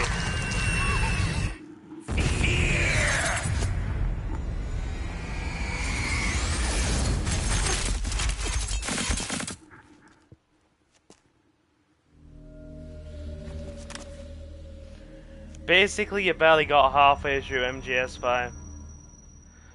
I got to a bit.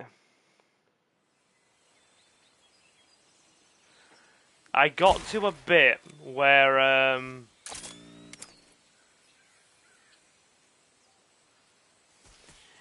some people appeared out of stealth camo on the side of a mountain. Or a cliff. And they were like sniping at me. They did nothing to account for the fact that you can move while shooting now. Yeah, but dude, keep in mind I'm playing this on the legacy mode. So, right.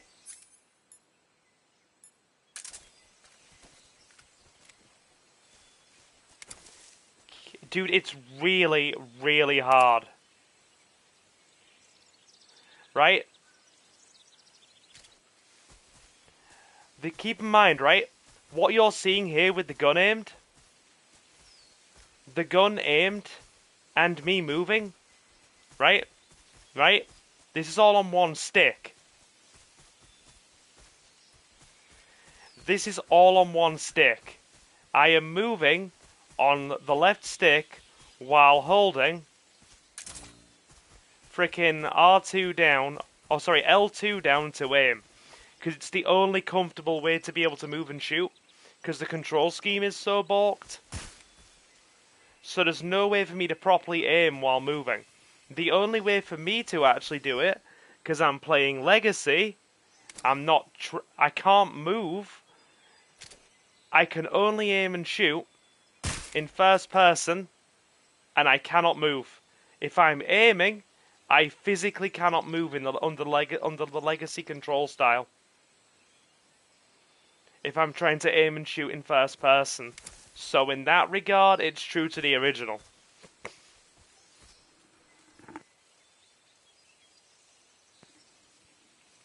You can aim and shoot in third. You can shoot and move in third, but you've got no aim control. And I'm not one of those people that's playing it on the new mode. I'm playing it on Legacy because I cannot untrain about 16, 17 years of muscle memory. It's too big an ask. It's just like how I couldn't untrain 20 years of muscle memory when I played the anniversary edition of Oni on the PC. And I had to basically download Xpadder and bind all of my freaking keyboard prompts to a controller.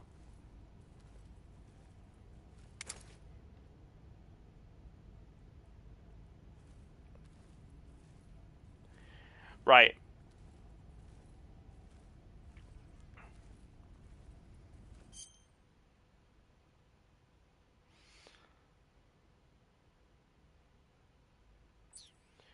Bear with me. As soon as we're clear of guards, I will.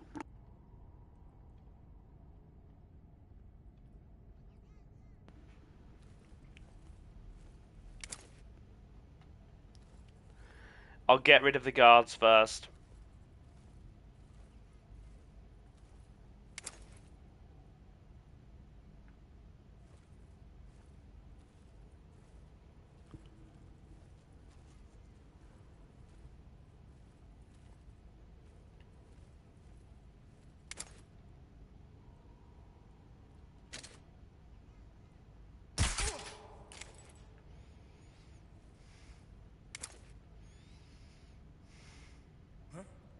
Who was that?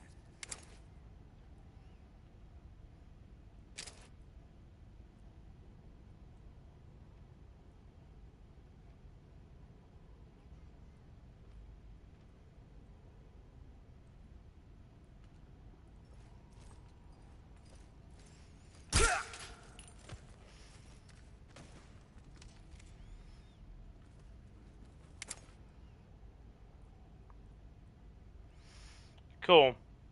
Right. We're clear.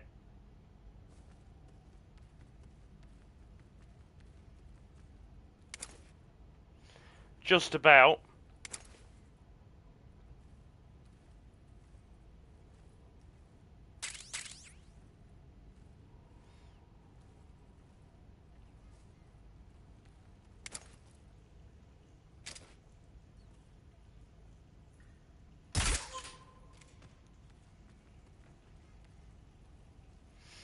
Right. Cool. We're clear. Right, you said run in a circle, yeah? Can do. What are we looking at?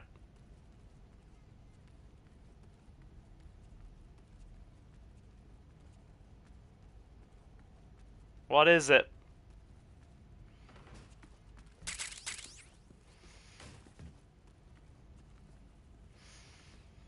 Was there something specific you were looking for?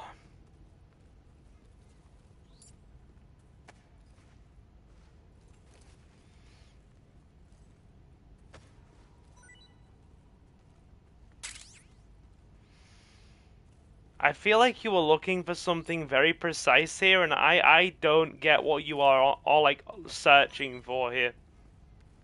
You're gonna have to elaborate. They took the time to port high quality movement fidelity from MGS5, but they left out the tilt.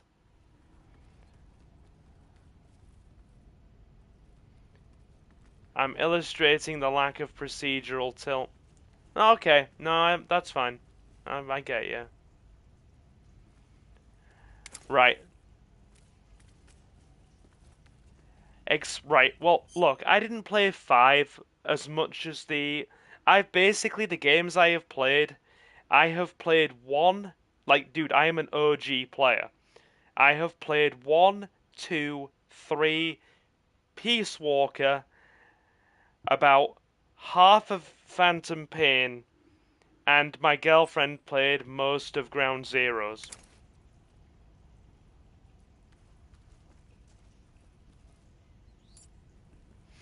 So, I am not as well versed in 5 compared to everything else.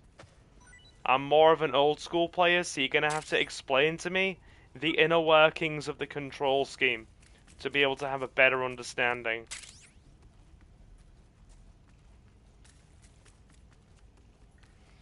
Now we killed Hot Coldman.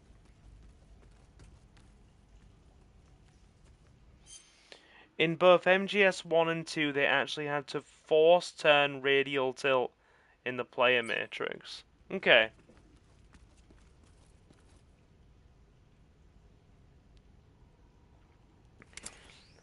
All I remember is the point up to where you kill Hot Coldman. That's all I remember.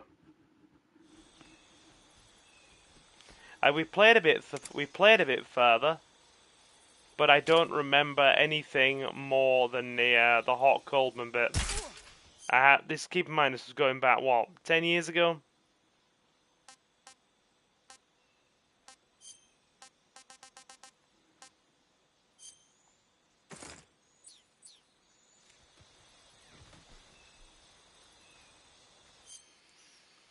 Oh no, wait. So, was it Skullface? Sorry. Yeah, we killed Skullface. That's as far as it got.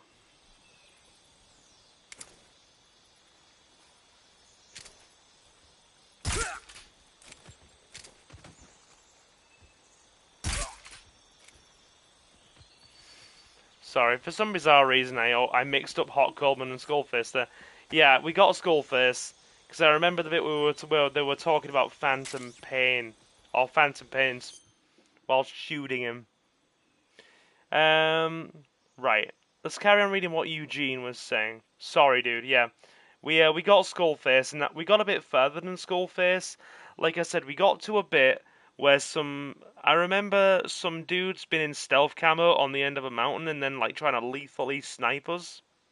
That's about it. Right. Okay, so tilting the player matrix, but unfortunately, the engine for MGS3 could not handle a forced turn radius. This Unreal Engine can indeed handle it, but they decided against it for reasons pertaining to playing it safe. That's why it looks floaty when he runs in Delta. Okay. I mean, this is obviously something that can be fixed through extensive patching, right? We're going back for the water camo anyway.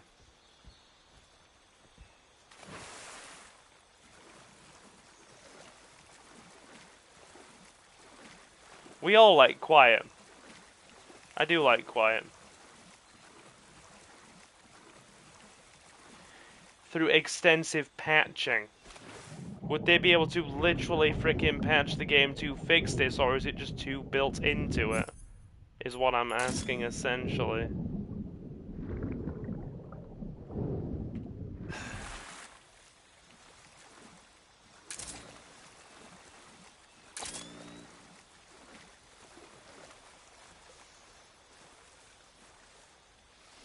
They should be able to patch it, yes.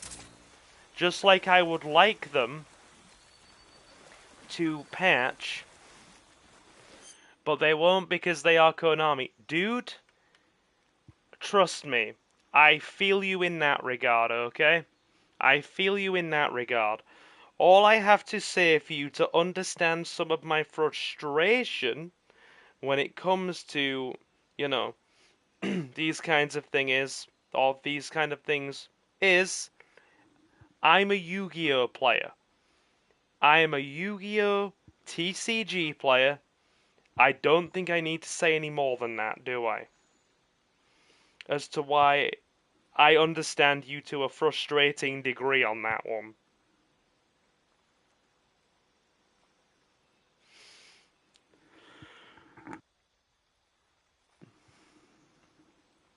Anyway, we'll go get this camo. We'll also get some food in.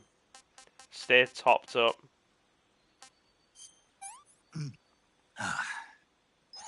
Hey, this works.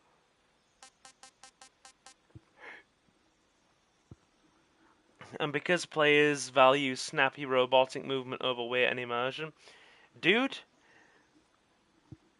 I was literally screwed when I started this game and realized that the bulk of the first person aiming and shooting frickin' controls had been completely hopelessly screwed. Eugene, right? I'm gonna show you what the actual legacy control scheme looks like. It's classed as the legacy control scheme that closely resembles the original. Dude. So, this is the default control scheme.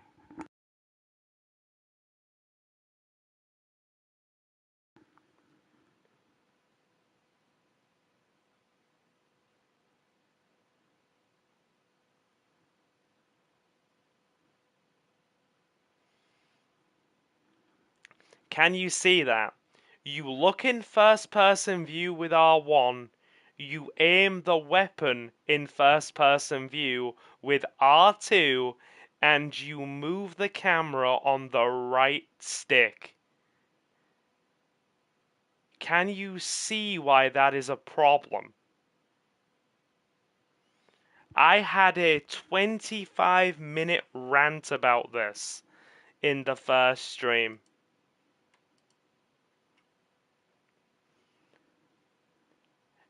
I honestly, I want them. I need them. They ain't gonna listen to me. I'm a 2600 sub YouTuber. They won't listen to me. You do not have the context-sensitive, limited button control scheme of the original game. You have this, which is like a weird hybrid between some of the classic button prompts and they revamped the stalking inputs. Yes, they did. Yes, they did. And the aiming button is balked. Right. So this is the button layout that I have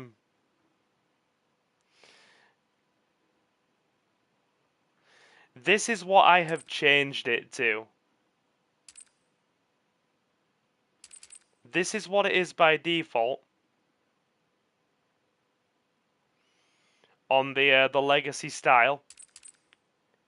This is what I've changed it to make it more comfortable aiming wise. We now aim with R1. We look around on the right stick and we now hold down L2 to aim and release to fire. Yeah, I know. How do you think I felt when they moved the freaking shooting button? Yes, and you slowly left off the trigger without firing. It was maddening. It might have been maddening, but dude, I was completely and totally used to it. You ask anybody else that was in streams for the original Snake Eater stream we did about a month ago. People in chat who were here a month ago, I had zero trouble with the control scheme of the original, did I? It was about as natural as breathing. Now we have a situation where, here's how I fixed it. We hold L1 to aim. We hold down R1 to aim. We then press L2 to ready the weapon, and then we release L2 to fire.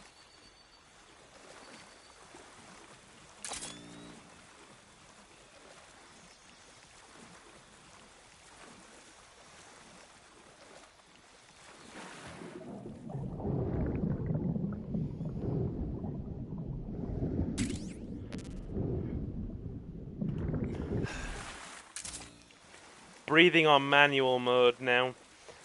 Yeah, I had to change those controls. I just couldn't do it. Right. So we're going to go get the water camo now. Or the water face paint.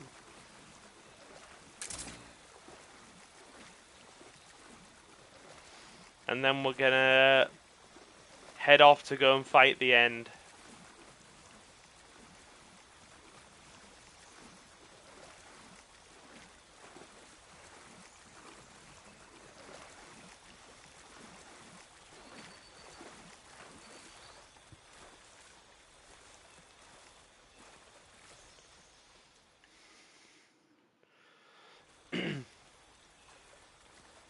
Apparently, a lot of the new crowd, as it were, who are coming into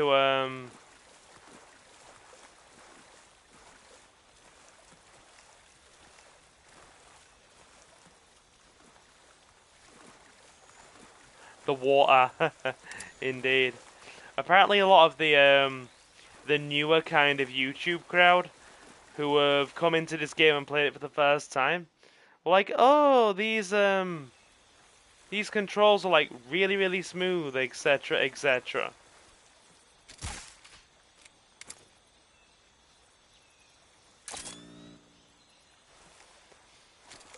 And my 20-year-old muscle memory is like, no, I don't want it in first person or in all over the shoulder camera.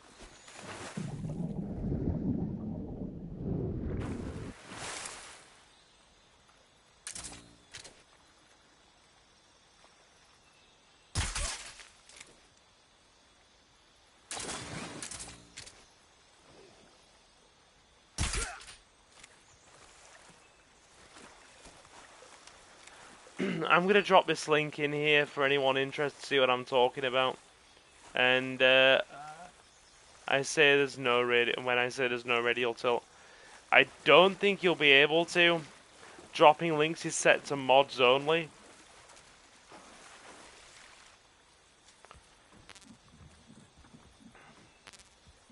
Nine out of 10 dentists recommend the new playstyle. Indeed.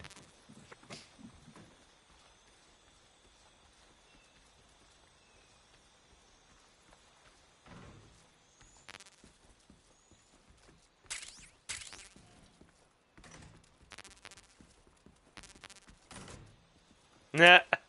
Thank you, Eugene. Appreciate that.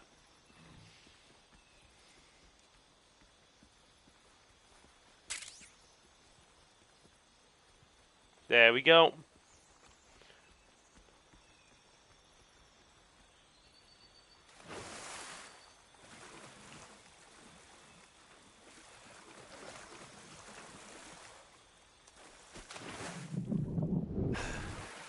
Right, so dude, they've also changed the swimming mechanics as well, right? Watch this. You now swim with the left stick and adjust the camera angle with the right, so you don't mash X.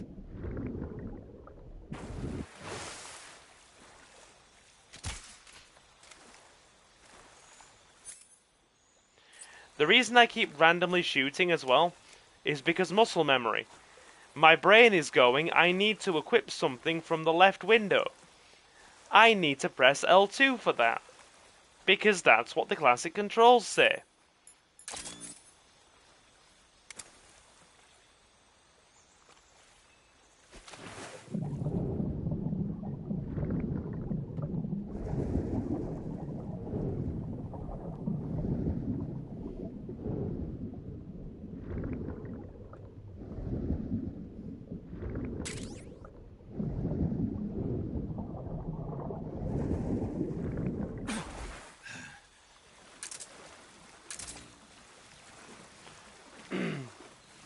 And yeah, it isn't panning out that way. I like classic Star Trek. Me and my dad sometimes watch classic Star Trek together.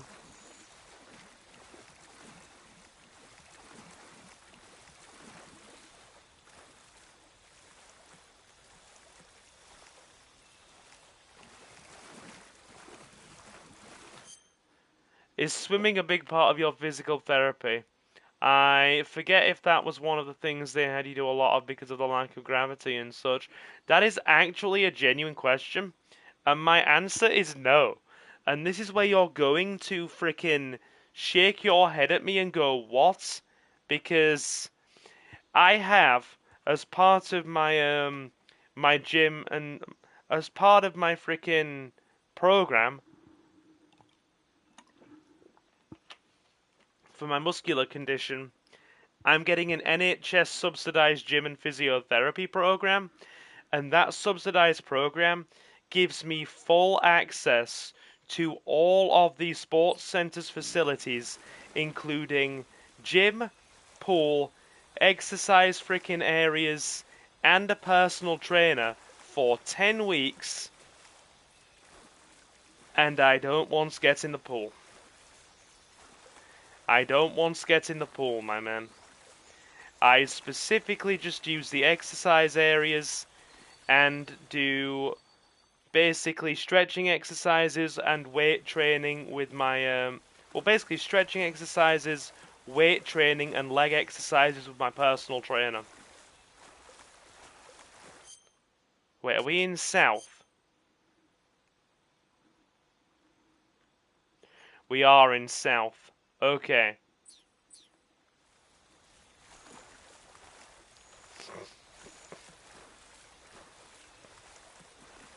Yeah, I don't go into the pool.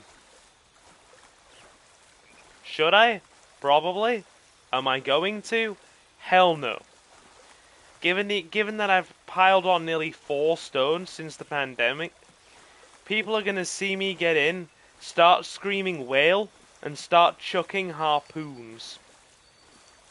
There are going to be fishermen crowding around the water's edge when I'm in the deep end, looking for the next big catch.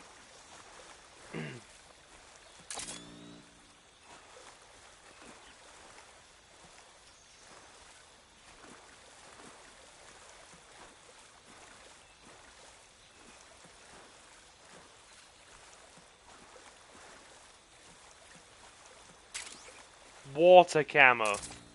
There we go. How we doing anyway, Jacob? You alright? Fat Silver Network. Dude. Yeah, I know. Moby Dick 2, directed by Hideo Kojima.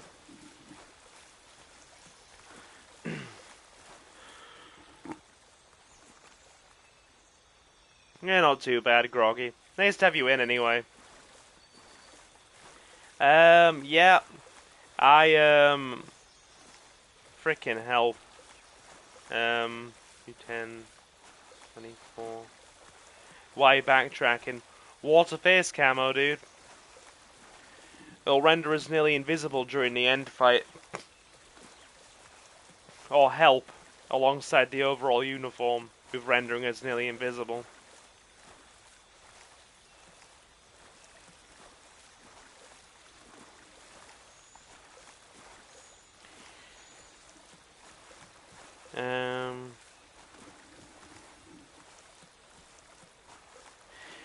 Yeah, I weigh about... You can't swim in this water. You can. Easily. I just hate the swimming controls. Yeah. Yeah, I weigh something like 230 pounds now.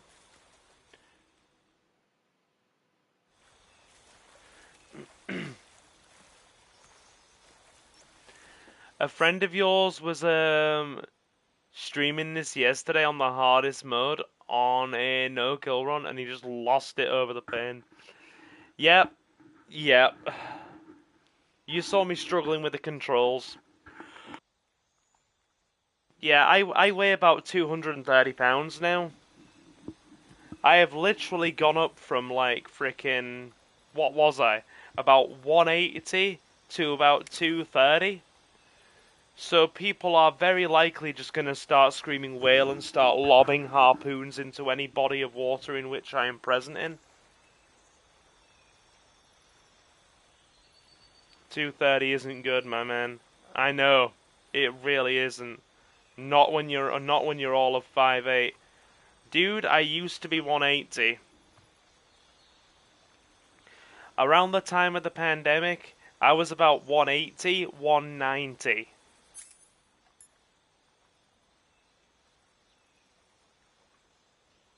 £230, save some for the rest of us.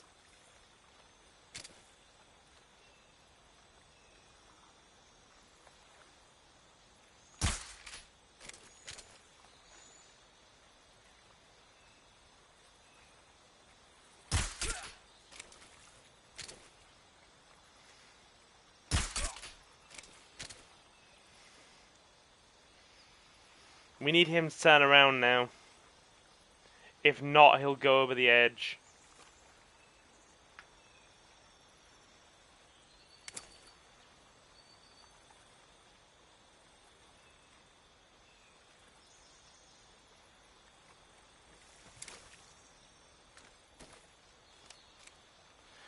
Yeah.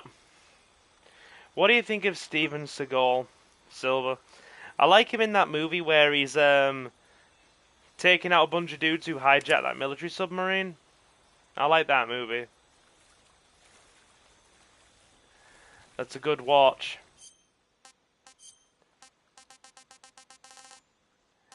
Yeah, I know 230 isn't good.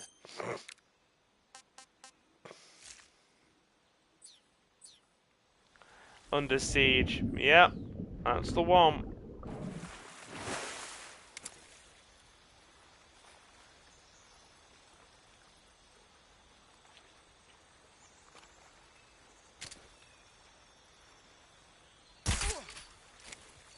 Don't fall in!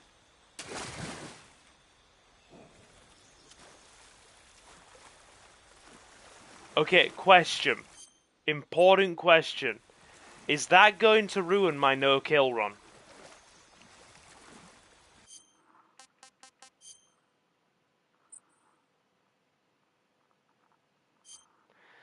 Because if that's going to ruin my no-kill run, I'm going to have to reload.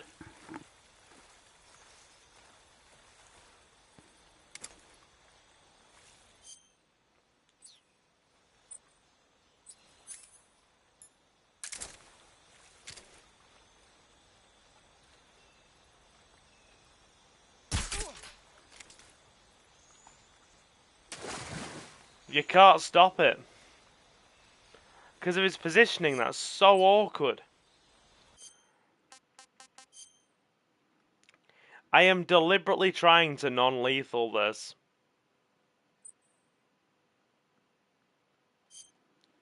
And that's not making it any easier.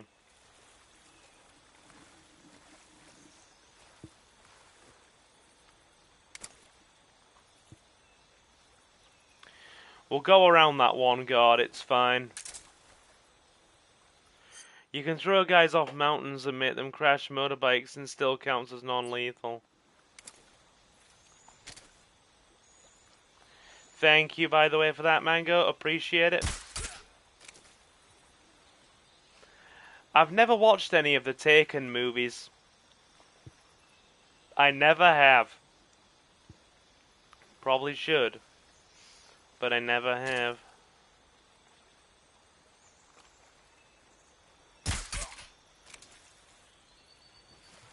Certainly entertains the ethical question, doesn't it?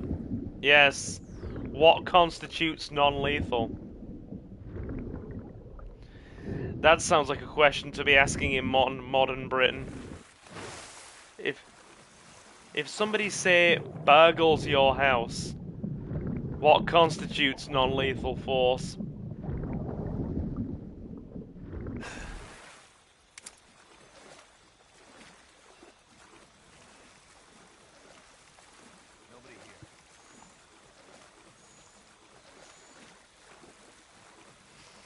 Okay, what's...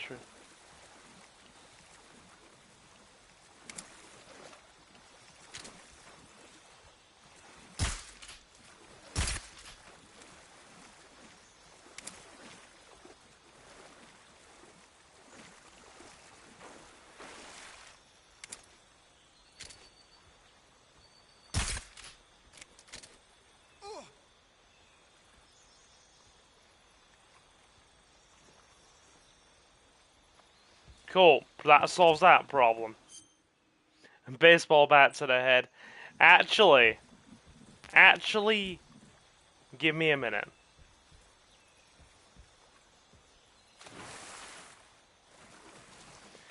I don't believe it does, because a friend of mine actually told me about how her mother actually, because her mother lives out in the country.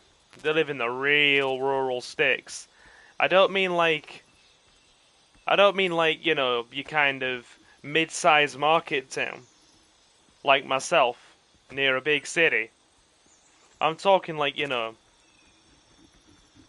tiny frickin', like, you know, big house on the Greenland in the middle of a frickin' tiny village. And her mother actually frickin' hit a man in the back of the head in the dark with a baseball bat. This was like at 11 o'clock at night, and she told me about this vividly. It was 11 o'clock at night. She hit the guy in the back of the head in the dark because he was burgling the house. But because she was consciously, because she knew he was here, she'd actually shouted out to this guy, warned him to leave the property. He then refused, turned around, and proceeded to attempt to burgle. She then hit him hard in the back of the head with the bat, and basically knocked him out. And when the police arrived, who she called, they basically said to her, because because he had she was aware of his presence. The two had had an altercation in which she told him to leave, and then he proceeded to attempt to burgle, and she hit him in the back of the head with his back turned. The hitting him while he was turned away from her in the back of the head constituted assault in law, and was therefore worthy of a freaking, petty assault conviction. Because he was basically turned away when she hit him with the bat, regardless of intent to burgle.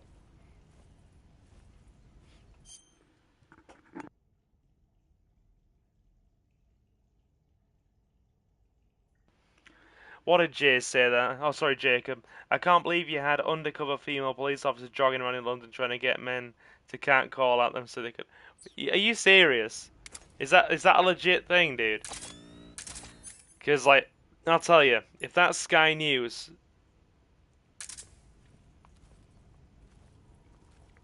So front of the head was fair game. I think the argument that the officer made with her... The argument the officer made to her, apparently, she didn't get in a lot of trouble. It was basically a freaking slap on the wrist, a slap on the wrist, and a very small suspended sentence, from what I was told. But the argument the officer made was basically because he turned away and he was walking away from you, regardless of his intent to continue burgling the property, the fact that he was turned away and proceeding to go and do something else despite his intent, to do something non-aggressive in terms of he was of no immediate threat to you, actually constitutes petty assault. And hence, yeah, she got like a freaking... I think it was somewhere between a 3 to 6 month suspended sentence. My old freaking college friend told me.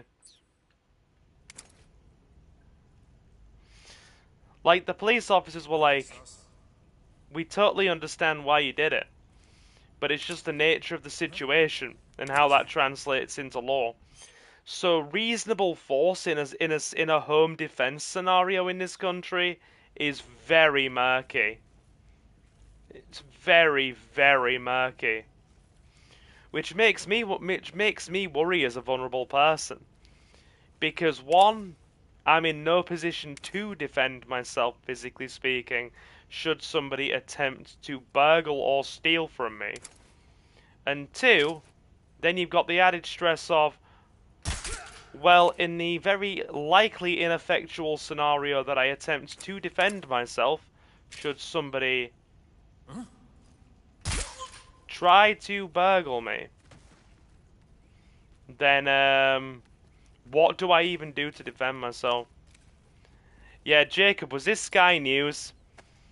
Because I'm not gonna, like, dude, if this was Sky News or social media, I am not gonna take either one of those as as credible news sources, because the old Rupert Murdoch Wallaby News Network is so terrifyingly right wing that it's frightening.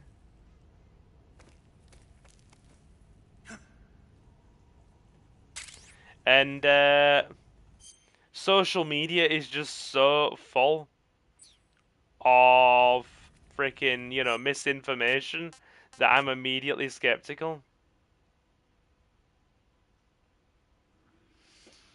The jog on, wait there, in Surrey, the jog on campaign. Give me a sec, I'll Google that. Hang on. Wait there. What did Mango say? Wow, it really did not like you saying that, Mango. You said don't trust the Daily Mail, the Telegraph, or GB News. And, And that was literally kicked out of top chat. That was literally slung out of top chat. It did not want me to read that. Oh, dude.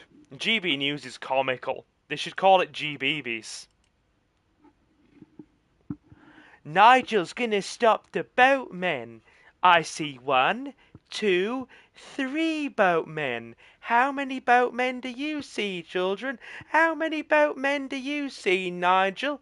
I see 1, 2, 3, 4 invading our country.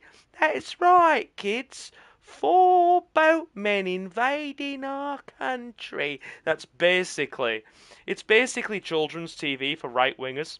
It's great. It's by great I mean it's comical. That's basically GB News. I'm gonna puke. All it ever goes on about is boatmen invading the country.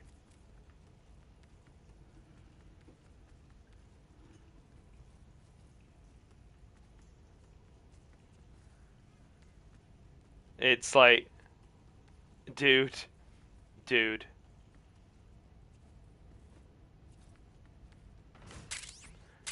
Wow, stuff respawns fast here. Yeah, I'm actually gonna Google that. I'm gonna see who's reporting on it.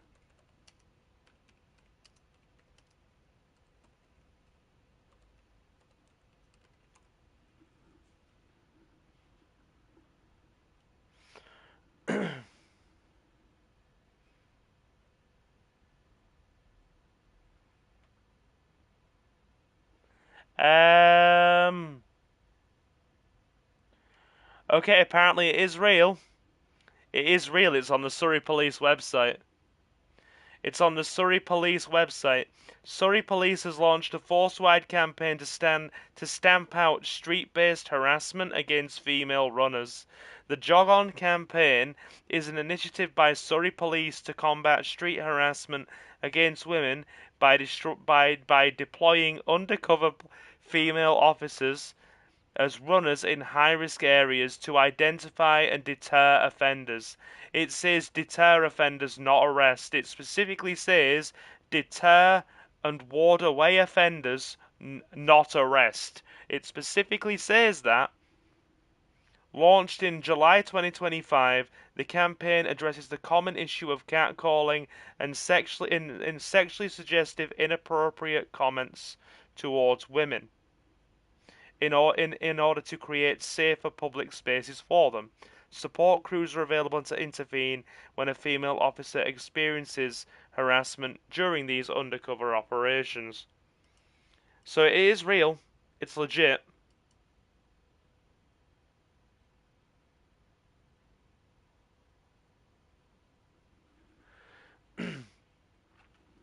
Apparently the intent is not to arrest.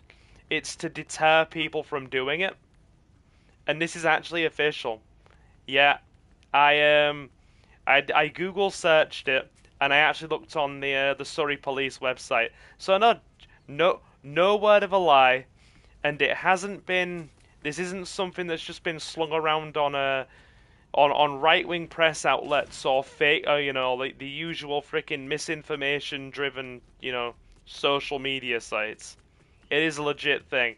Jacob was actually onto something legit then. It's not that I distrust Jacob, because the man ain't gonna bullshit me like that. I distrust this country's media, especially this country's right-wing media, and how over the top it gets. Snake, are you there? Eva, where are you? In the fortress, in Groznygrad. Dr. Sokolov is here too. Is he all right? He's fine. Oh, I know you don't, Right now he's Jacob. busy putting the It's finishing not that. touches on It's the not that I'm Shagohod. worried about. Good. That means they haven't killed him. Not yet, anyway. But you better hurry. They've already finished the Phase 2 tests. Once the final preparations are complete, they'll have no more use for him. The Colonel won't have any qualms about killing him if he thinks the CIA is closing in. Eva, you can't let Sokolov out of your sight. I know. Snake, do you know where Groznygrad is? Granin told me that Right. I should be able to get there from the mountains to the north, through an underground tunnel. Granin told you? Yeah. Everyone has He some even kind gave of me the key to bias, the even if they don't warehouse. see it. Why? That's a true 'Cause he fact. was drunk, I guess. That's a true Gotta fact. be kidding me. I just don't Snake, trust. there's one problem with that route. What problem? The mountain entrance Oh, to just the the underground integrity of tunnel the that press. leads to I the get you. fortress That is sealed. exactly You it, need Jacob. a key to get in. A key? What about the key Grannon gave me? I do key not won't work. trust the But integrity don't of the worry, press in I'll this figure something country. out. No way. I have an idea. There are some ruins 80%, at the top of the mountains. 80% Meet me there. of The top of the mountains. despite Got it's it. weird.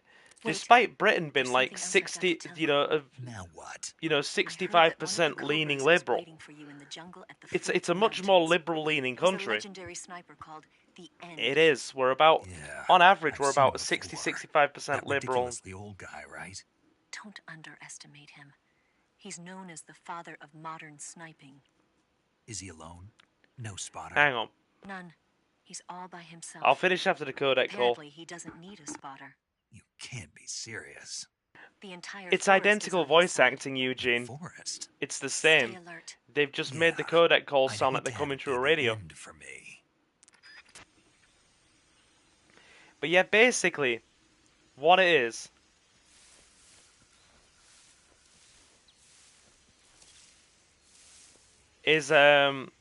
despite Britain being, you know, a 60 sort of like 60 to 65% in terms of political leaning and voting more liberal country, it's a bizarre paradigm because 80% of our press is like freaking hardline conservative and has been bought out by either multinational companies or has got big ties and funding from multinational companies or is part of the Murdoch media empire, which, as our boy Jacob will know, the Murdoch media empire are so right-wing they'd probably call koalas foreign invaders and send them off to Australia's prison islands. So 80% of our freaking country's media is massively conservative and it cannot be trusted. It misreports all the time. It blows things vastly out of proportion. Social media picks this stuff up and throws out wild misinformation, and they also have a bad habit of calling absolutely anything ultra-liberal and the good old W word, WOKE. So yeah, I don't trust the integrity of the media.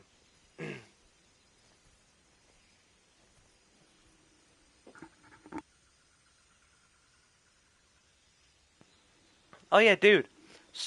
No, that's right. Mango's right when he says I hate how so many people outside the UK act like there's some big expert on everything that happens here. Oh, yeah, that has become a legitimate problem. Social media misinformation and the sheer amount of like hardline conservative freaking media in Britain combined has led to a situation where you've got a bunch of armchair critics basically making up fake news about Britain, largely through social media, or blowing reported stories way out of, proportion. And then everybody outside of Britain thinks that the country's becoming this like doomed dystopian hellhole. And it has its problems. It does. Oh no. I don't think it is at all, Jacob, don't you worry. I don't think it is at all. We have had a handful of people. You're just making a freaking observation, and I took the time to research that and check it out. There are tons and tons of people. We've had a couple in chat over the last couple of months as well that have come in or left or like freaking come in and said things about the state of the country, and I'm just like, dude, you are vastly over-reporting things, or like coming onto things that aren't even there. Right. Space Ghost! Hey, my dude. The fact that someone looked straight at a purple onion and named it a red onion really bothers me. Yeah, real talk. Real genuine talk. Anyway, yeah. Like, dude, basically these days, the rule of thumb is, if you are getting your news sources from the Daily Mail, the Telegraph, or God forbid the Express or GB News in this country, everything is liberal, dystopian, and hellish. We need some good old 1940s, starve the peasants, solve your own problems British conservatism back in the eyes of these people, and that's the only thing that'll make us great again. Reliving glory days that will never come back, because times and culture have changed. And it's so sad to see people, like, going down these routes. Anyway, that's my rant for the day. Let's get back to playing the game for another sort of 20 minutes, shall we? Hey, Space Ghost. I don't know what to make. Either beef stroganoff, open-faced sandwiches, or cheesy garlic bread. Always the cheesy garlic bread, my man.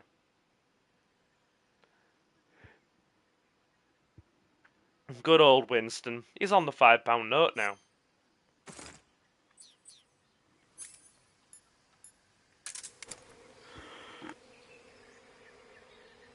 See, this is the one thing I do like about our little corner, though. The fact that we can have our little discussions and our little segues. Come, my hornets. They are mine. So, all of that freaking effort we went to defeating the pain, right? Purely so we could shoot hornets' nests down from trees without taking damage to our HP for all of a minute or two.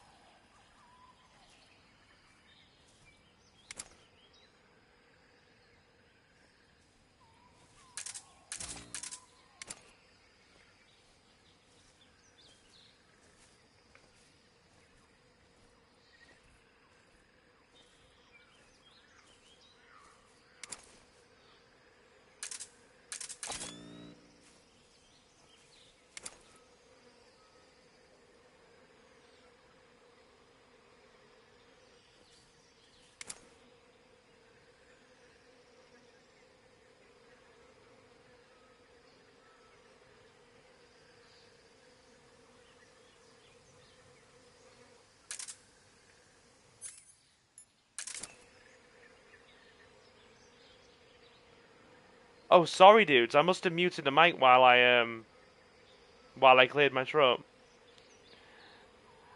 What was the last thing you heard? I must have muted the mic. I apologize.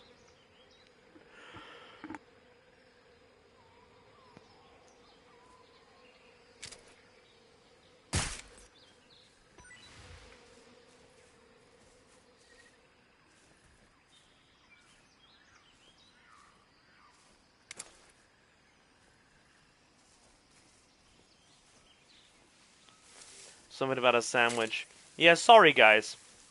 I must have muted the mic to cough and have forgotten to unmute it. I apologize.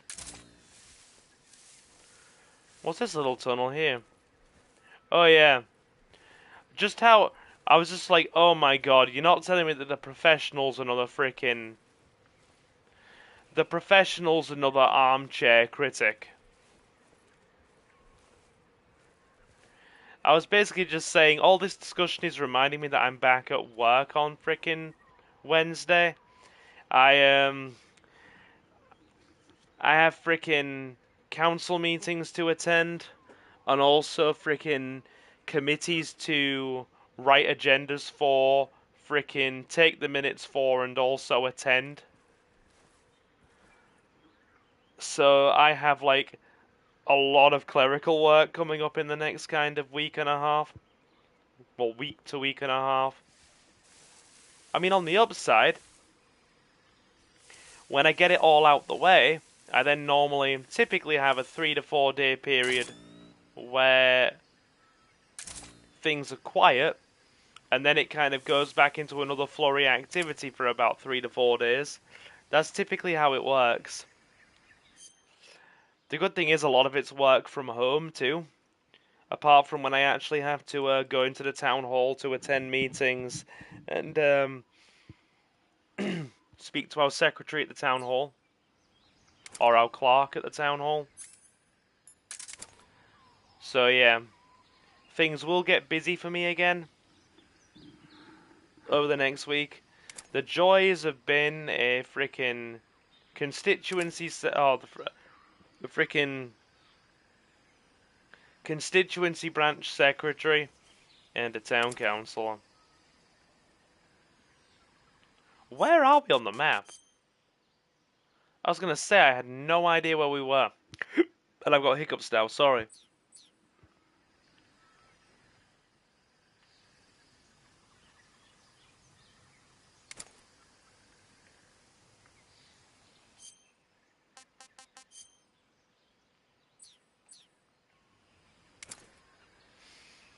Where are we?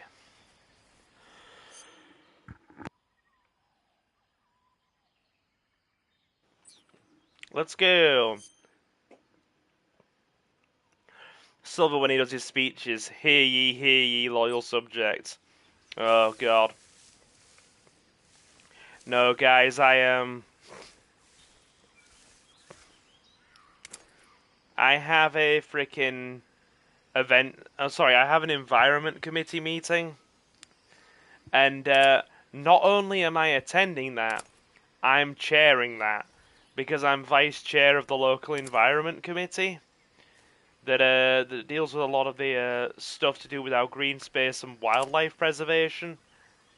And yeah, our chairperson is, our chairwoman I should say, is away. So I'm gonna have to chair that, which is great.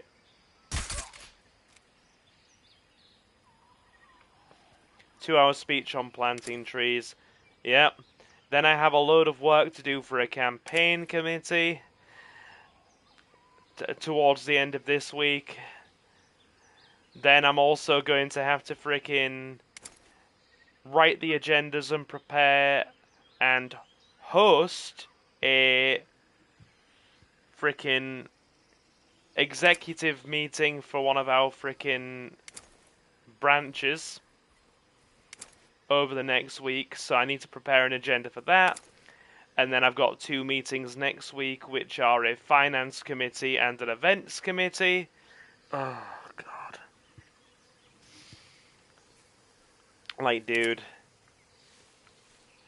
It's one of those moments where it's like, yes, I chose to do it, and I admit that. But when the workload is heavy, especially since I do a lot of volunteering as well, it starts adding up, you know, and it starts to get a lot. It gets to be a lot.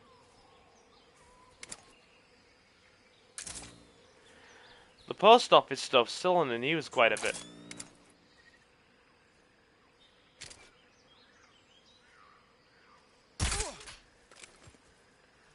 Down we go, boyos. So yeah, next week it'll probably be a bit quieter. Yeah, that makes me. It does. It bothers me, Mango, because a lot of people have lost their lives. You know, for a young dude, I've got to like tip my hat off to you, right? You were like, oh yeah, just about to start my A levels. I think you said that the other day, didn't you, or something like that? For a young guy, you're very, very freaking, you know, switched on and like clued in, and you really do take the time to be analytical and think, and I can respect that. Because a lot of young people don't.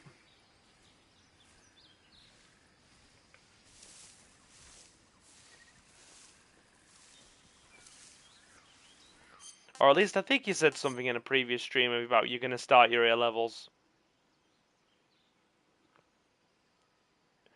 Okay.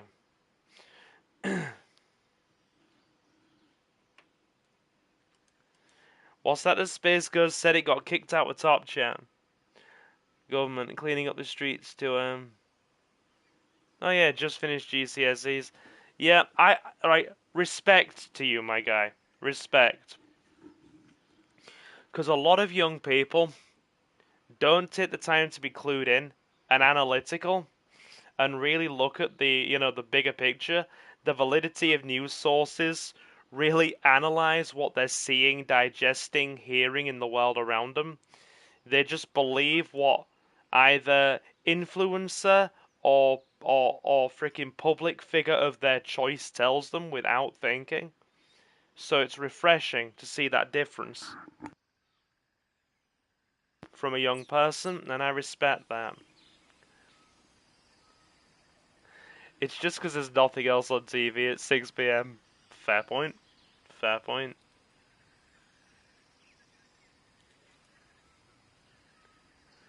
Oh god. When you say Carlin, I think of Carling the drink. And every time I think of Carling the drink, I am reminded of, oh my god, what a freaking terrible lager Carling is. But then again, I'm a frou-frou guy when it comes to drink. I drink the spirits. I don't really drink beer or cider. When I do drink, it's usually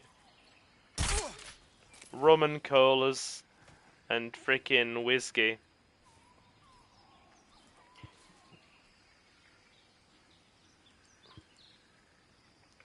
Also, if you folks could leave a like tonight, I'd very much appreciate that. It would be very much appreciated.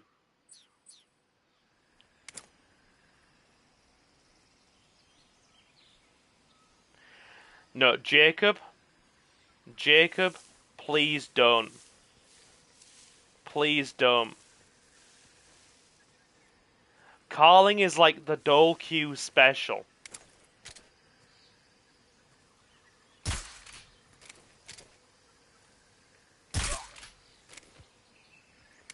It's what you see. It's what you see. The freaking stereotypical negative British stereotype drinking at 10 a.m. guys wandering the street drinking. It also tastes like dishwater even when it's chilled. Don't offend your taste buds. Get a bottle of Corona. Or at the very least a bottle of Carlsberg Export.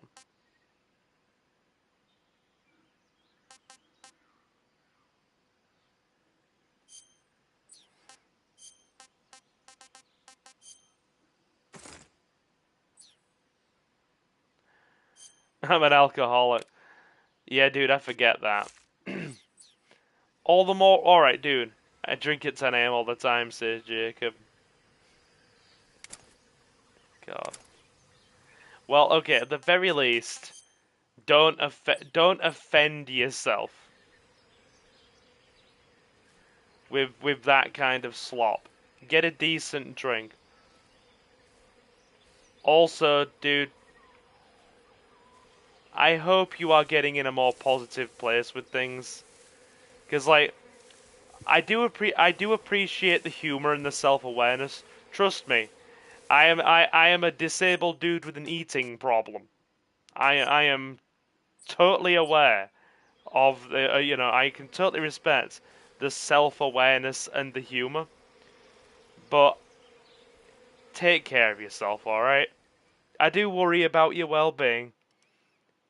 I may not have gone to the great Aussie land and met you personally, but that doesn't mean I don't wish everybody who watches the channel well, even if I don't know you personally. That's just that's just common decency. I don't want any of you to be having a bad time, you know? I wouldn't wish it on any of you.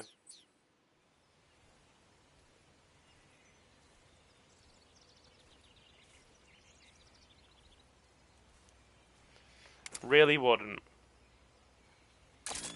So basically, please look after yourselves, guys. Not a nasty guy, he's just got addictions. I'm sorry, dude. I'm sorry, it's not ideal.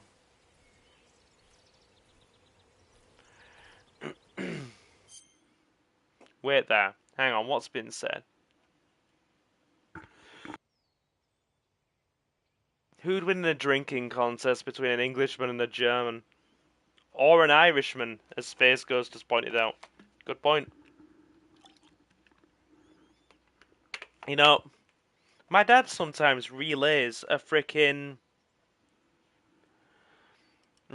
story to me, or reminds me of a story that pops up from time to time when we talk, just about the world and that kind of thing.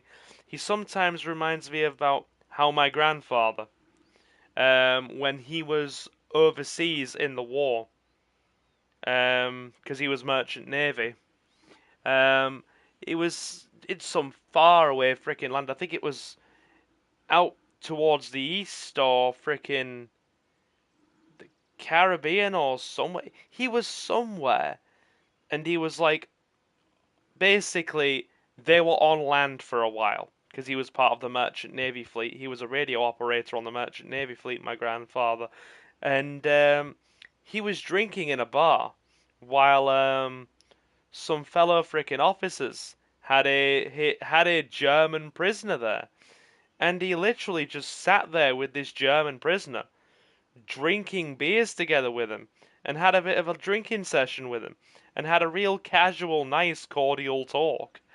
And it was like one of those moments where, two men on completely different sides in a very horrible war, and they just didn't take it personally. They didn't take it personally at all.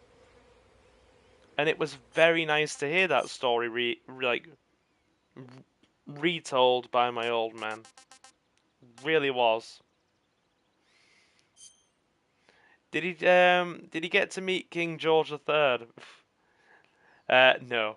Don't be silly. Pretty tasty. That's why I love history. Yeah. So, yeah, my grandfather drank with a German prisoner in World War II. Held nothing against the man. Held nothing against Germany or the German people. At all. Even after the war ended. Literally. He held nothing against Germany or the German people themselves after the war ended. He just saw it as, he was a man doing his job in the merchant navy as a civilian freaking, branch of the, assisting the country in the armed forces. It was his job and he didn't take it personally. He loved my grandmother very much. I mean, good God. He, must have loved her. He had 5 freaking kids with her.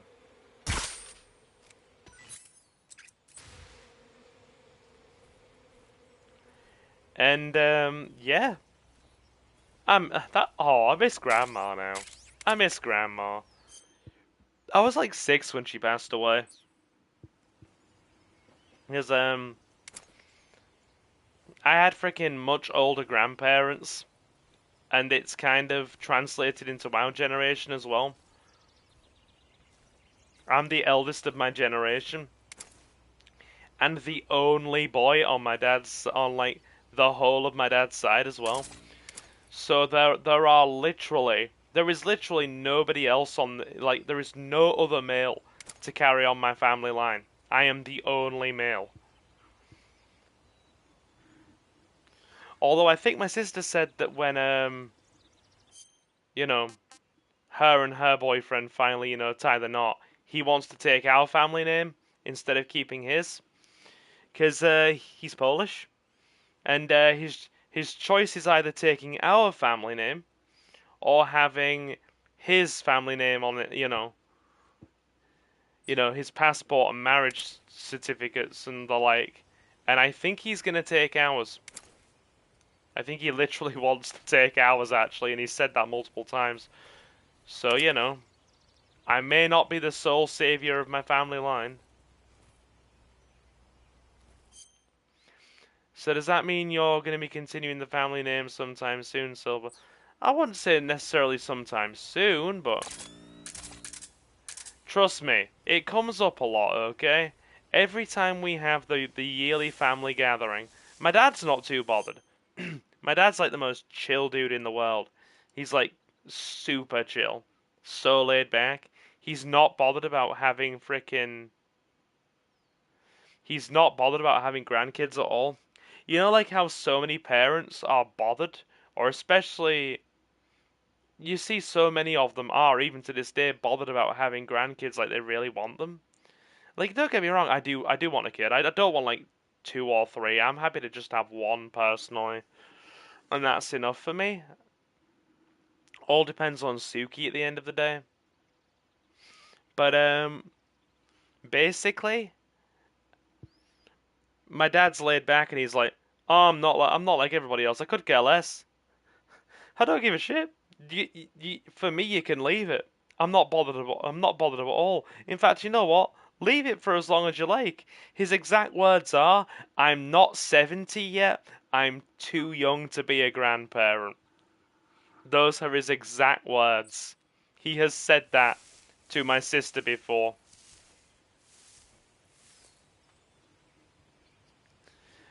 Yeah, my old man's like 66. He's like, "I'm not 70 yet, I'm too young to be a grandparent."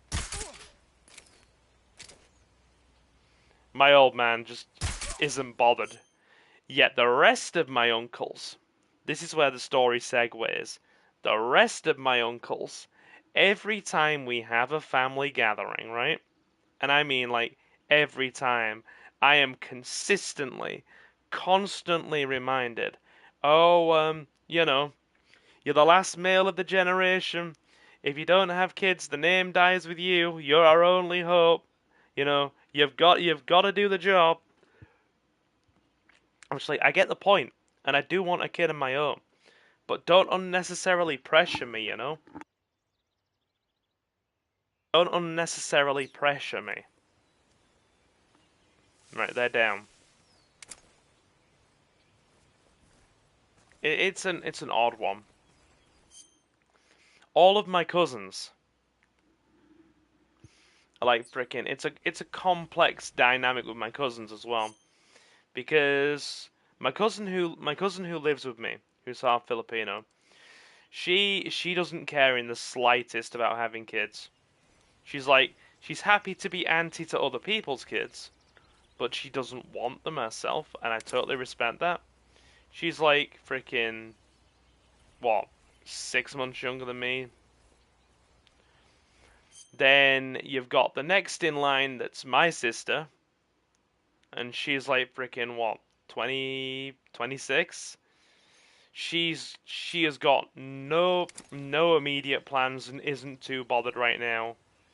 She's quite content to just give all the love in the world to her cat.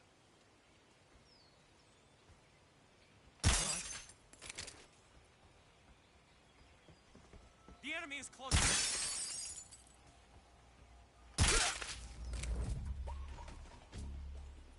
There we go.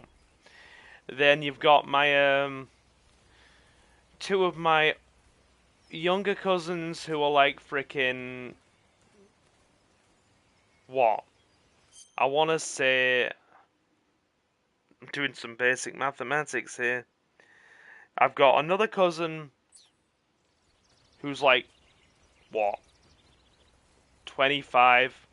She has no interest in getting married or having kids. In her exact words, marriage is just an outdated institution. All she's bothered about doing is spending all of her paychecks and freaking smoking and drinking herself to death. Her younger sister, who's like freaking 23, is, she's with a woman, so that's a moot point, and she has no interest in adopting. And my youngest cousin is like, what, 17, 18?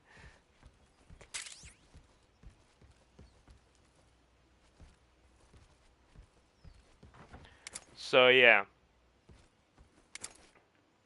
She's too young to even care. She's basically just starting her A-levels.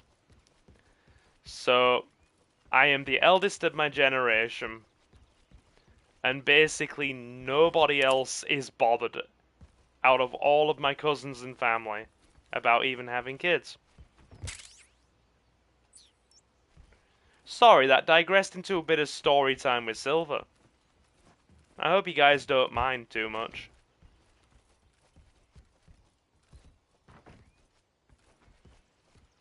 I hope you guys don't mind.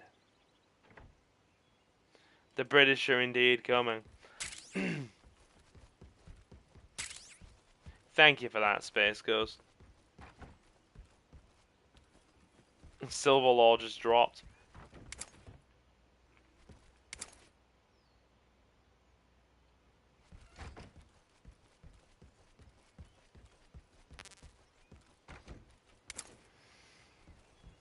I mean, like, dude.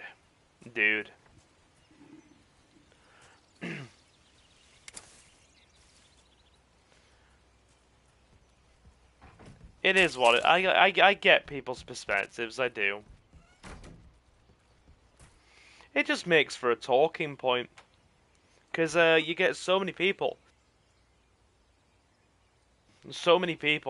who are, like, really bothered about having grandkids. The irony being that my dad just does not care.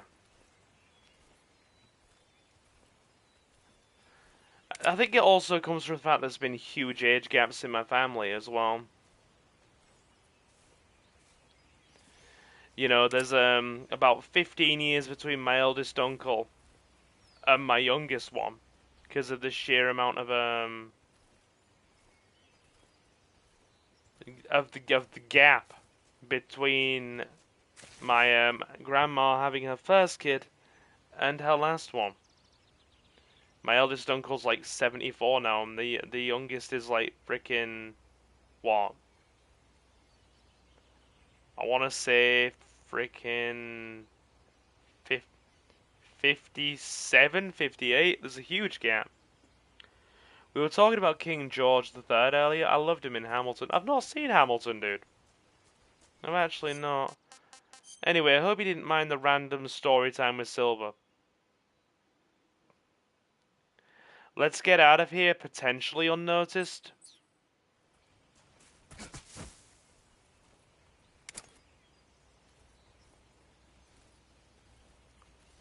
We're gonna get to the end bit, and then I'll be back on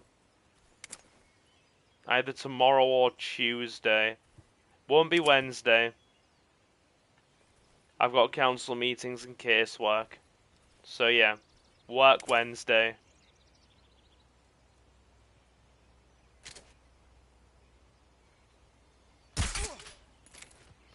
Don't shoot where they are.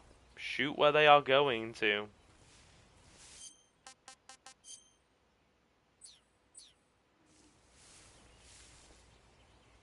Whoa, that gave me a bit of motion sickness for a second there.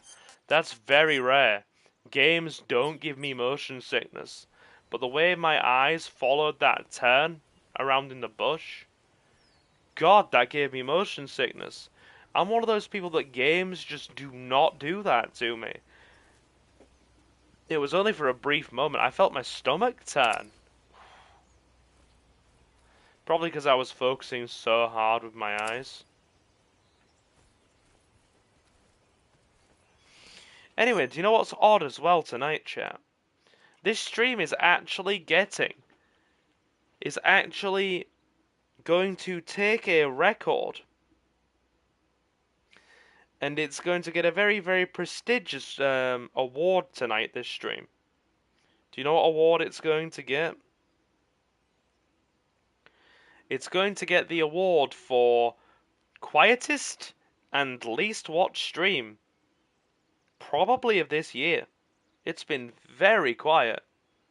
Like, abnormally freaking quiet.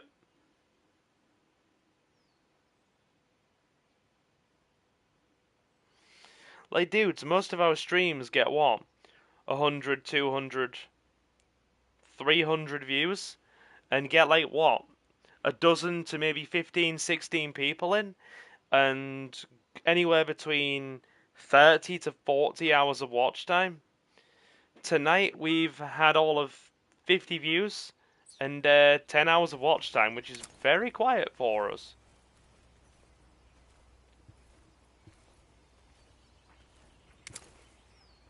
It's an oversaturated market. Everyone's playing Delta right now.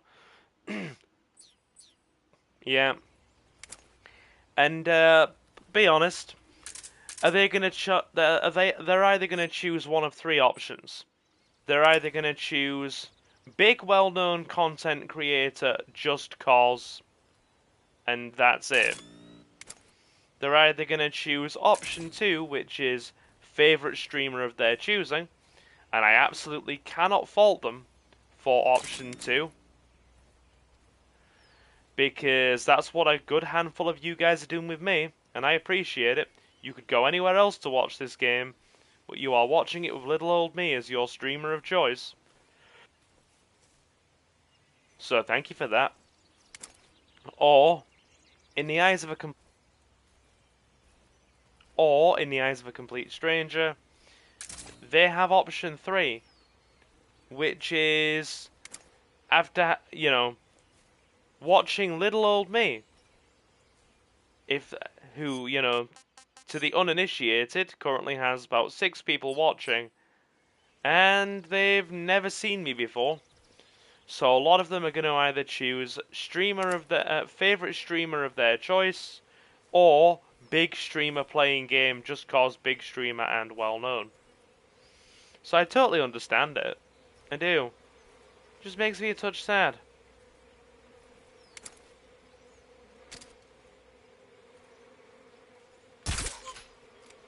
I like it when we have lots of you in. It makes me feel happy.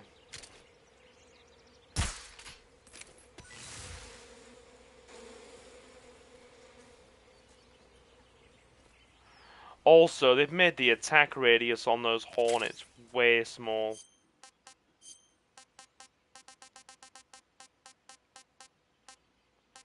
Yummy, yummy hornets nests.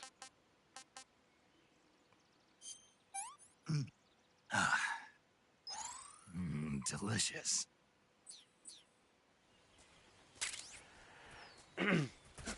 I love it. Leo, bless you. You missed the stream wind down last night, and now you're making sure you're getting it in by getting your wind down line in early. You're okay. We're not finished yet. We're going for about another 10 minutes.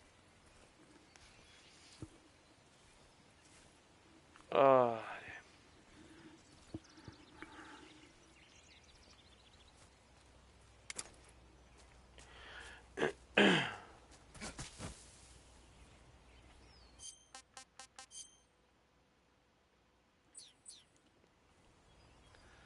Does this lead anywhere, or is it just a dead end?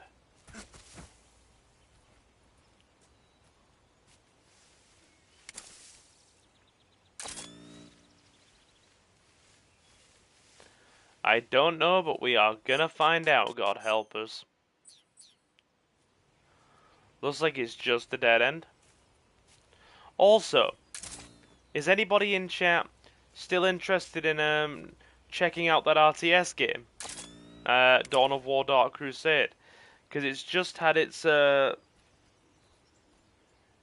freaking enhanced edition release, and you are damn right that I bought it on release day.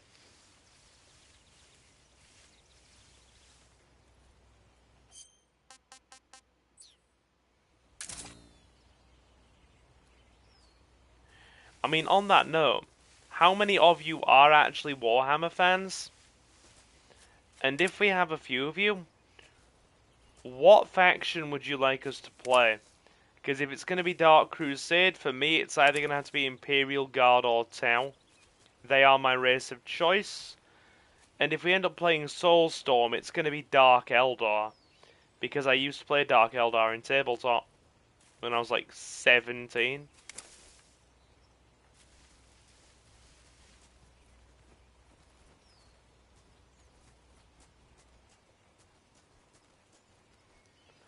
Marine. Freaking, everyone says Space Marine. It's like the...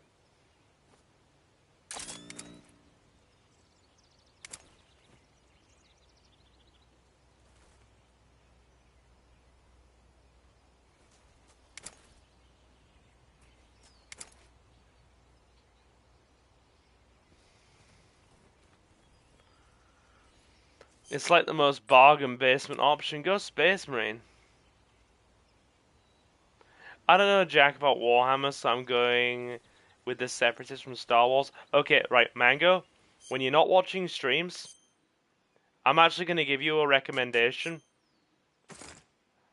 A recommendation that I'm so confident on, if you're a sci-fi guy, that, you know, you will like it, or your money back, guaranteed.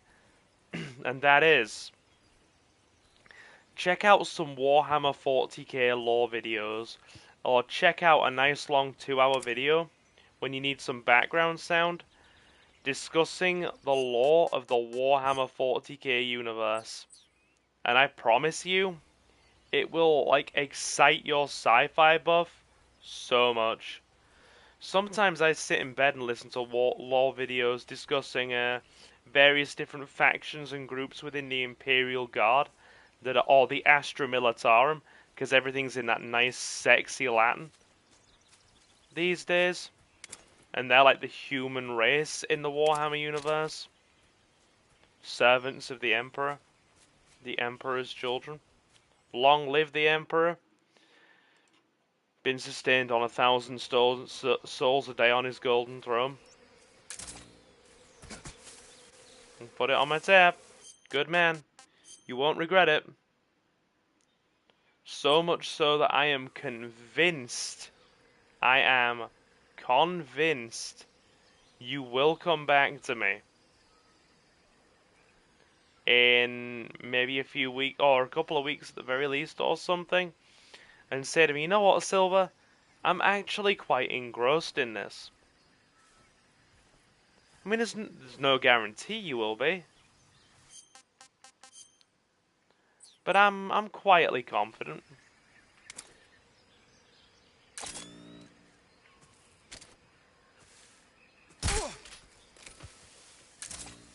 Gotta be honest. His camouflage was so good, I didn't see him. So,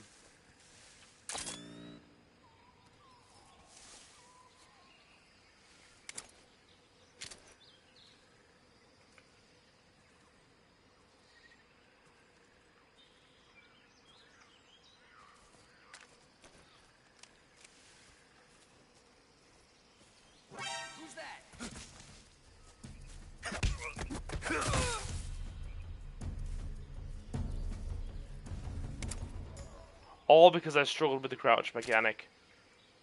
You know what? After that, you get dick shot. Your tranquilizer goes into pain. Nice penile injection. Yeah.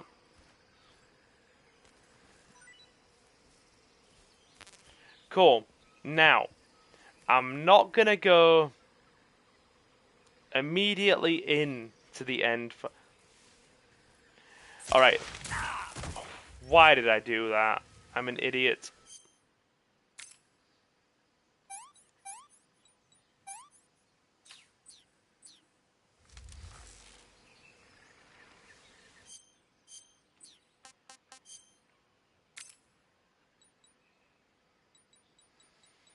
Okay. Yay, we're getting a cutscene for that.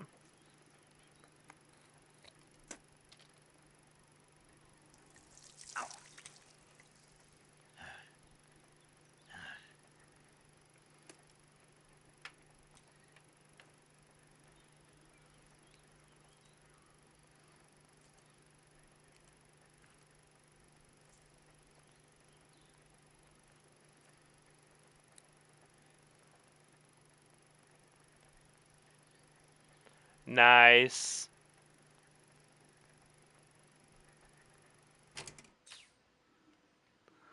Love that.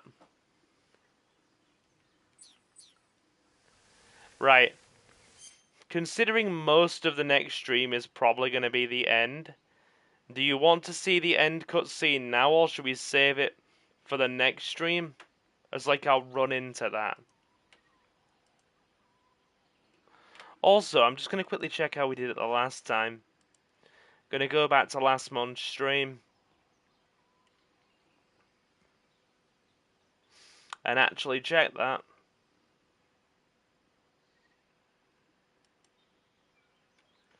Hang on. Save it. Yep. That was gonna be my choice. Right, in that case we'll save here with paramedic. And then I'll wind it down. Paramedic, if you would. I see you've got yourself a Baltic hornet's nest. Baltic hornets are a variety of hornets that inhabit that area. The difference between them and other I'm gonna hornets hornet is that her they produce area. honey in their nests. Inside the nests are larvae, pupa, and adults. You can eat them all. In particular, the honey you find inside the nest is delicious and full of nutrients. It's easy to digest and helps pep you up when you're feeling tired. In short, it's the perfect survival food. Honey can also be used as a burn ointment. When honey is applied to a burn, it creates a protective coating over the skin. When you knock down a hornet's nest, a burn ointment will appear along with it, so don't forget to pick it up. Of course, the hornets aren't going to give up their nest without a fight. If you knock a nest down, a large swarm of hornets will come flying out, so be careful. Paramedic better talk about Space Jam when you save the game. I keep going on to the paramedic talk, or the paramedic, like, you know, conversation frequency instead of the save frequency. You want to save? Yes, please, paramedic. Also known as Dr. Clark. I don't like how that's in slot 2. Excuse me. There we go. Snake, It's back in slot Earth 1. versus the spider? Nope. It's about this spider that suddenly mutates into a giant monster. They bring it into the city in a state of hibernation, but it wakes up and starts wrecking the place. So why did the spider turn huge? I told you, it suddenly mutated. Yeah, right. Snake, it's people like you that take all the fun out of watching movies. Always nitpicking and taking things too seriously. Honestly, why even bother? Look, the important thing isn't that it got big. Then what is important? The fact that there's a huge spider destroying the city. Suspend your disbelief. That's the whole point of movies. She's right. Although it's hard to suspend your disbelief with some modern movies because they're just so trash, but hey. Speaking of which, what is on at the cinema right now? Alien Trilogy PS1 versus Warhammer 40k Bolt Gun. I'm not going to guarantee we'll play a Bolt Gun, but I have heard it's very good. What is on at the cinema right now? Loving the new microphone. Oh, dude, it's just it's the same Razor Kraken I've been streaming with for ages. It's just yeah. It's the same Razor Kraken I've been streaming with for ages. Right, what's on at the cinema? God, there's not much on at the cinema. There's really not. We've got the Smurfs. We've got Jurassic World Rebirth that I've already seen. We've got Superman that I've already seen. Something called Caught Stealing. Elio, which is a kids movie. Freakier Friday. I do not care for that, even though Lindsay Lohan is an attractive woman. Grand Prix of Europe. Don't care. Like I said, not bothered about How to Train Your Dragon. Hey. Naked Gun's finished its cinema rounds. It's already off. Trust me, I know that. Mission Impossible Final Reckoning. Jaws, the 50th anniversary. Yep, there's one for Leo. And Mango's just said it in chat. Very nice. The Bosses, Bad Guys 2, and Fantastic Four First Steps. Okay, so, not much. Everything I've wanted to watch has been watched. And the Jurassic Park movie wasn't too bad. It was a bit terrestrial and boring, but hey, it was okay in the end. Anyway, we'll finish here. So, to those of you who have stopped in tonight, my name is Silver and I am your host.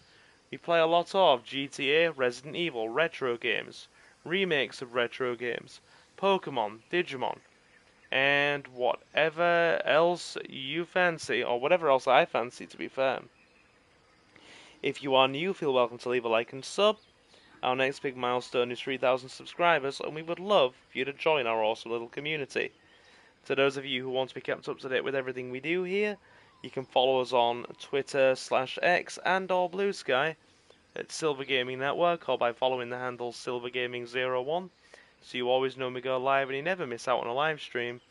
That is Silver Gaming Network on Twitter/X and or Blue Sky.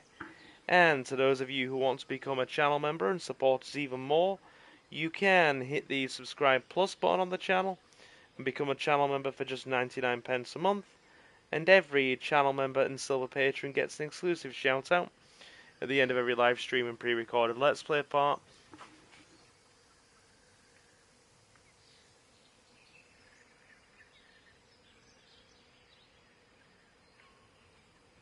Sorry about that.